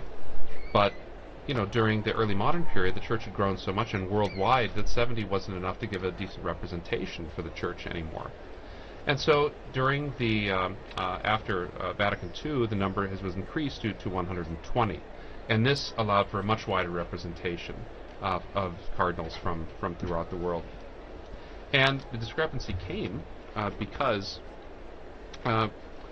because popes wanted to make more appointments, because you have cardinals aging out all the time. They're always, you know, every month or two you have another cardinal that doesn't get to vote anymore. And it's not just Francis that exceeded the number. Benedict and John Paul also exceeded the number. They just did not have a conclave during the period when the number was exceeded. And so clearly it's the manifest will of the supreme legislator, the three last popes, that if there were to be a conclave, it would be it would be that all the eligible electors. So the cardinals a couple days ago made a decision saying that this was the manifest will of the elector. All cardinals under 80 who are in Rome and can participate can vote. Joining us now in studio, we have Joseph Tulloch, our very own Joseph Tulloch from the English section. We were mentioning the Mass this morning. Joseph was actually one of the readers at that Mass, as he read the other day at the after the funeral Mass in suffrage for Pope Francis. Joe, you were standing out there in that square filled with tens of thousands of people. First of all, would you like to tell us what that felt like and how you lived this experience? Yeah, sure. Hi everyone, I'm Joe. I'm part of the English team here at Vatican News. And what Linda's talking about there is, so I was reading this morning, but before that I had the chance to read at the second, what they call Novem Diales Mass, so the second Mass basically in memory of Pope Francis. It was really nice. It was a really great opportunity to say goodbye to the Pope. That was right after the death, and we were still really missing him. So that was a really great opportunity. There's about 200,000 people showed up for that Mass. I think some of them had been planning to come. There was supposed to be the canonization of Carlo Acutis on that day, and so there was lots of young people who were already going to be in Rome. But what was nice was they were clearly happy to be there for the Mass that they had to go to instead, which was the second memorial Mass for the Pope. There was lots of cheering. They really, there was really. Sorry, I thought I saw a flash of smoke there, but it was just a seagull's wing, I think. Right. Very disappointing. Yeah, so that was a really great opportunity. And then this morning too, that was the Missa pro Eligendo, so the Mass for the election of the Pope, and it's basically this opportunity for the cardinals to come together, and together with the people of God, lots of ordinary Catholics and perhaps some non-Catholics gathered in the Basilica with them to pray and to invoke the Holy Spirit on this conclave process. So really nice. I did, to be honest, you know, when I've been here now at Vatican News for about 2.5 years, and I always imagined that the conclave would be this period where I'd be doing so much journalism and going around and reporting on everything, and in the end I've just read a lot of Masses. But you know, that's nice as well, and I've You've been working hard as well, writing that's true as well. And what reading did you do this morning? So it was a reading, putting me on the spot, it was from, I think, the prophet Isaiah, and really nice reading about, I think it's the one that has, the Spirit of the Lord is upon me, He has appointed me to preach the good word to the poor, something like that. So the kind of a reading coming out of this prophetic tradition in the Old Testament, and of course the readings are picked, I assume, with kind of the idea of reminding the cardinals of what they're looking for in a pope. So somebody who will have the poor in mind. I think I'm getting the reading right. It's funny actually, when you're there reading, you're so focused on saying the words right that you're not even thinking about what it means. So I may have misremembered what the reading was. No, I think you're remembering rightly. Yeah. That it was focused on the characteristics that a new pope should hopefully have. So yeah, absolutely. Yeah. Joe is going to be in studio with us again in these coming days as we await the smoke, unless at this point it could be white. Who knows? Yeah, who knows? Who knows? Yeah, that's right. I'm going to be joining on Friday morning. If, of course, I mean, we could very well have a new pope by then, because by then there will have been there'll be 9 ballots between now and Friday morning. So there's 1 ballot this evening, and then there'll be 4 tomorrow. And so it's quite possible to have a new pope by Friday morning, but if not, you'll be able to listen to me and my wonderful colleague Francesca Merlo, who's producing today, but she'll be joining me in the studio on Friday morning. If we don't have a pope by then, who knows? Yes, thank you here to Francesca Merlo and to Mario Scarton, who are both working on the other side of the window here in this Vatican Radio studio.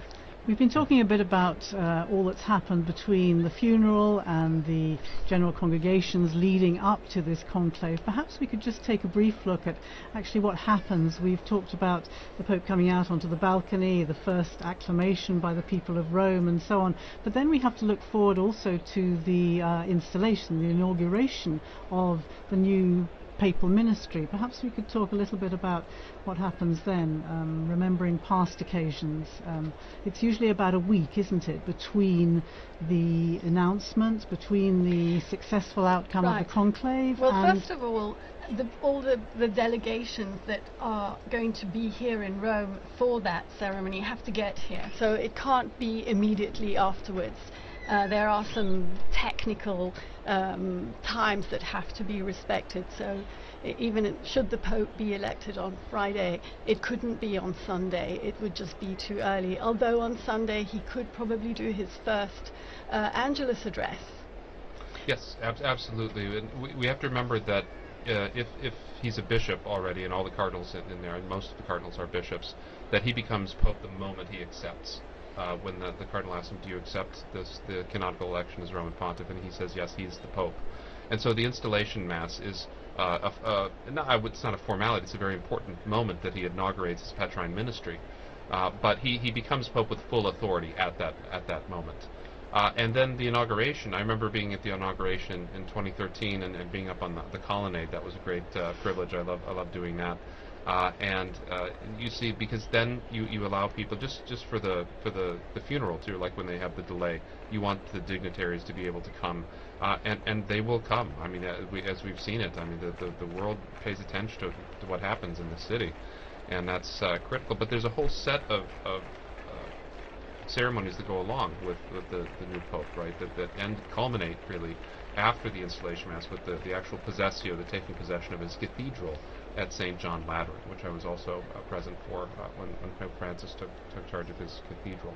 And so this is a wonderful series of events that makes fuller the meaning of what's happening in the Sistine Chapel right now.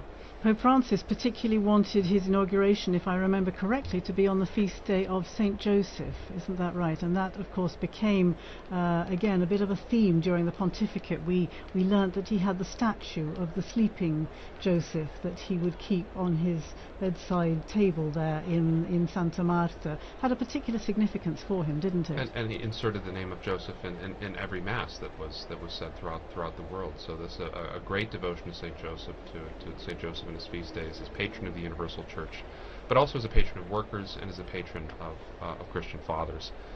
It was very important to him, for sure. The thing I remember particularly about the installation of Francis, of course, was that it was only 3 days apart from the Archbishop of Canterbury, and because I was covering ecumenical affairs, I wanted to be in both places, and fortunately, because there was that little time gap, it could have been on the same day, but actually in the end I was able to be here in Rome for the papal inaugural Mass, the papal installation, and then get to Canterbury as well for the Archbishop of Canterbury's taking the beginning of his ministry there in Canterbury Cathedral. And there was a nice, when Francis died, there was a nice little tribute from Justin Welby, no longer of course the Archbishop of Canterbury, but there was a nice tribute in which he talks about his first meeting with Pope Francis, and he was ushered into these, extraordinarily elaborate and baroque surroundings in the Apostolic Palace, and feeling a little bit intimidated anyway, and he sits down, and the Pope begins by saying, I'm senior to you, as you know, and of course his kind of heart sunk, and he thought, well, this kind of wasn't the tone I was expecting, and then the Pope looks up and jokes and goes, by 3 days only, and that was kind of the tone that the jokes continued, and it was the beginning of a very strong relationship in which they kind of lived out this ministry of walking and working together, which became the leitmotif of the sort of Anglican Catholic dialogue through this past 12 years. Well, in a much more modest register, we also learnt to know him and to walk with him after that 13th of March, which we don't forget because we were here. We didn't know who Bergoglio was, and very slowly we began to understand him, he went to Lampedusa, as you mentioned, his very first journey abroad, after having said that he didn't really want to travel. It wasn't his thing, but he went to Lampedusa because that issue was so important for him. And being there, he realized, he told us afterwards, he realized how important it was for the people to feel his closeness and to feel he was going to them. And he ended up undertaking 48 apostolic journeys abroad, as well as many others within Italy. Joe was on his last apostolic journey abroad to Belgium. Yeah, penultimate, because the last one was to Corsica. Exactly. But you went to Belgium. That's right. Yeah. So there was a very quick one to Corsica where he came back, and I think within the day, exactly. But before that, the longest kind of traditional papal journey, sorry, the last traditional papal journey was the one he did to Luxembourg and Belgium.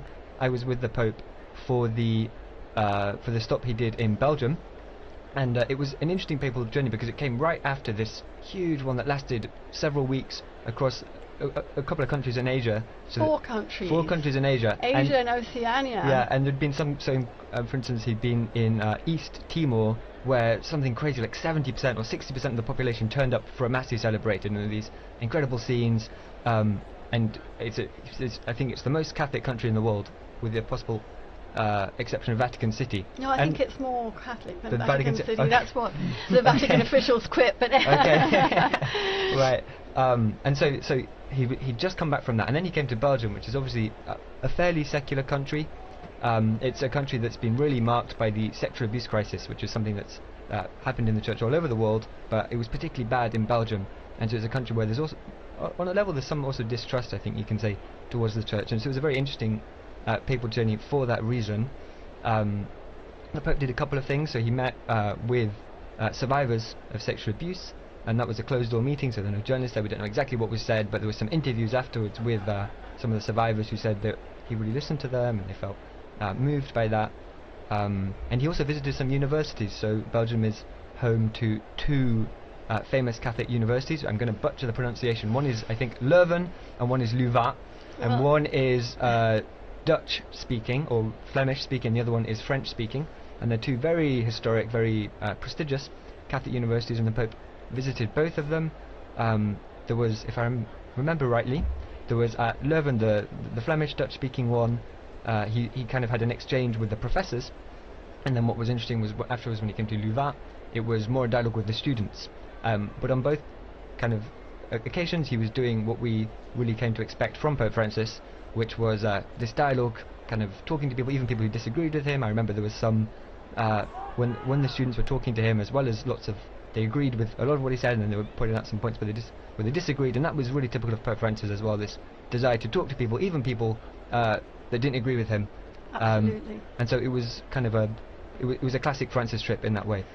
I was speaking to the international director of the Jesuit refugee service just slightly after his death, and he said very much what you have been saying. He would sit down and enter into dialogue with the person he had before him, and it was never a problem to disagree or to listen to a differing perspective. In fact, he was interested in doing exactly that. Yeah. Certainly the fact of his meeting with Jesuits wherever he travelled in any of the journeys around the world became a particular hallmark, didn't it, of these trips, and I think a particularly important moment for the Jesuit community throughout the world. I'm wondering, Don, if you can tell us anything about the frequencies of popes belonging to particular orders as opposed to those who don't. I mean it's not terribly common. We remember it was almost a shock when Jorge Bergoglio was a Jesuit, right? It was kind of popularly thought that a Jesuit would never become pope, so that was very shocking.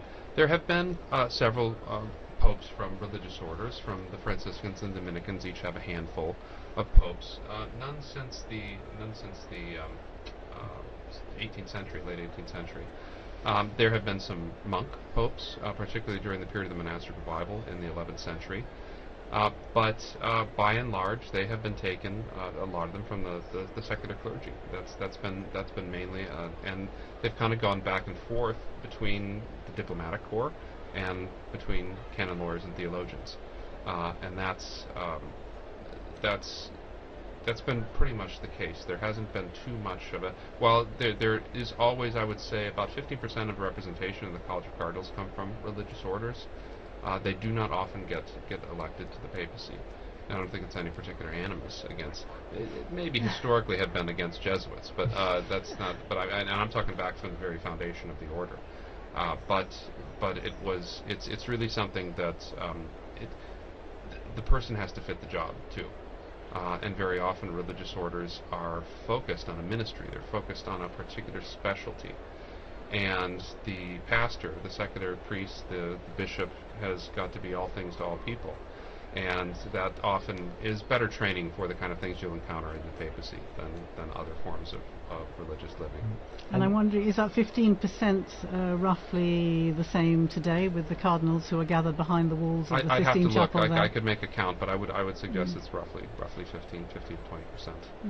And so after the Pope died, I saw a couple of headlines saying something along the lines of Pope Francis never stopped being a Jesuit, and this idea that as you were saying there, that each of these orders has their own charism and they really mark the members of those orders. I don't know if you have any thoughts about the ways in which Pope Francis never stopped being a Jesuit, the ways in which his Jesuit formation really shaped him and became the Pope that we all knew. I think the Jesuit formation creates such strong individuals. They are able to, I mean, think of the great Jesuit missionaries that are able to operate.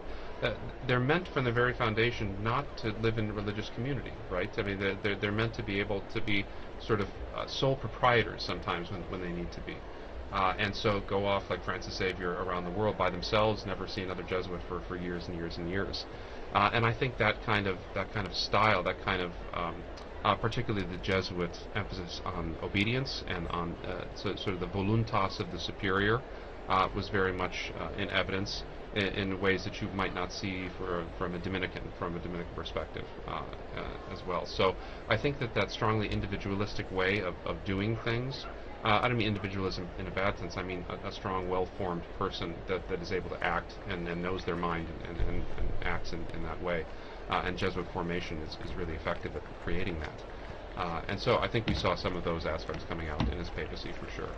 Would you say also the question of discernment, which is a particular feature of the spiritual exercises of the Jesuit mindset in some ways, and of course the discernment process is perhaps at the basis of this synodality, the synods on synodality and so on that Pope Francis has begun and as we know has set in place, set in motion through to another synod in 2028. I think that would perhaps also be another feature of I think of so. the That's exactly right.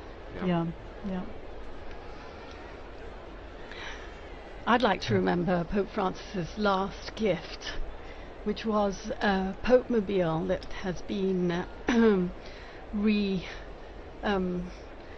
readapted, thank you, Philippa, into a health clinic for the people of Gaza. I think that is such a significant and powerful gesture, reminding the world of those most in need. And it came of course following the phone calls that he traditionally made so regularly to the parish, the Holy Family Parish in Gaza, which I think you visited. I was able to do so when I went there to the Holy Land some years ago, and was able to go to Gaza with the previous parish priest, and you know how significant it is, how important it is in any situation of conflict like that to know that the world has not forgotten you, to know that people are praying for you, that people are praying for peace. And clearly those phone calls that Pope Francis insisted on making right up until even the previous weekend. From the hospital, when he was in the hospital, when he could, he would call Padre Romanelli and just ask them what they'd had for dinner. Smoke. We do have smoke coming out of that chimney, but it's definitely black. Definitely black smoke. It's 21 hours, it's 9 o'clock in the evening here in Rome. And that is, They took their time with it. They took their time, they had a good think. They listened to a meditation by the papal preacher, which probably took time as well. Definitely black smoke there, I would say. And I wonder what the reaction is in the square below, to the crowds who are seeing that and knowing that there has been no decision, no successful outcome on this occasion. And now we have a shot of the square. I can see some cell phones flashing away there. Whether they'll be able to capture that black smoke billowing in the wind there out of the chimney and away across the rooftop of the Sistine Chapel and the rest of the Vatican museums, I'm not sure, but that's certainly black smoke. I wonder if we have some sound from the square there. Do we have squares? No, we don't. They tell us we don't. But we can see. Here we are.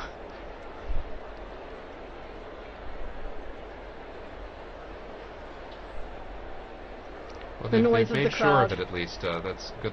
They've wow. got a good bit of it. Yes, a good crowd in the square. And you can see, of course, those giant screens set up so that even if you can't actually see from where you're standing, which it looks difficult to see from it now. Does. It does, doesn't it? Yeah. And in fact, I remember that from past And as you years. were saying, it's dark. At nighttime, yes, it becomes difficult. Okay. Well, that is again. I never failed to be moved by the sight of our most beautiful, beautiful city, the Bernini Colonnade, St. Peter's illuminated, that night sky. It could have rained today, but it didn't, which was also a blessing for many. Good weather for the rest of the week. So. And you can see, if you're watching on the television screen, it is now completely dark in Rome. The lights are on, the new illumination of the dome of St. Peter's.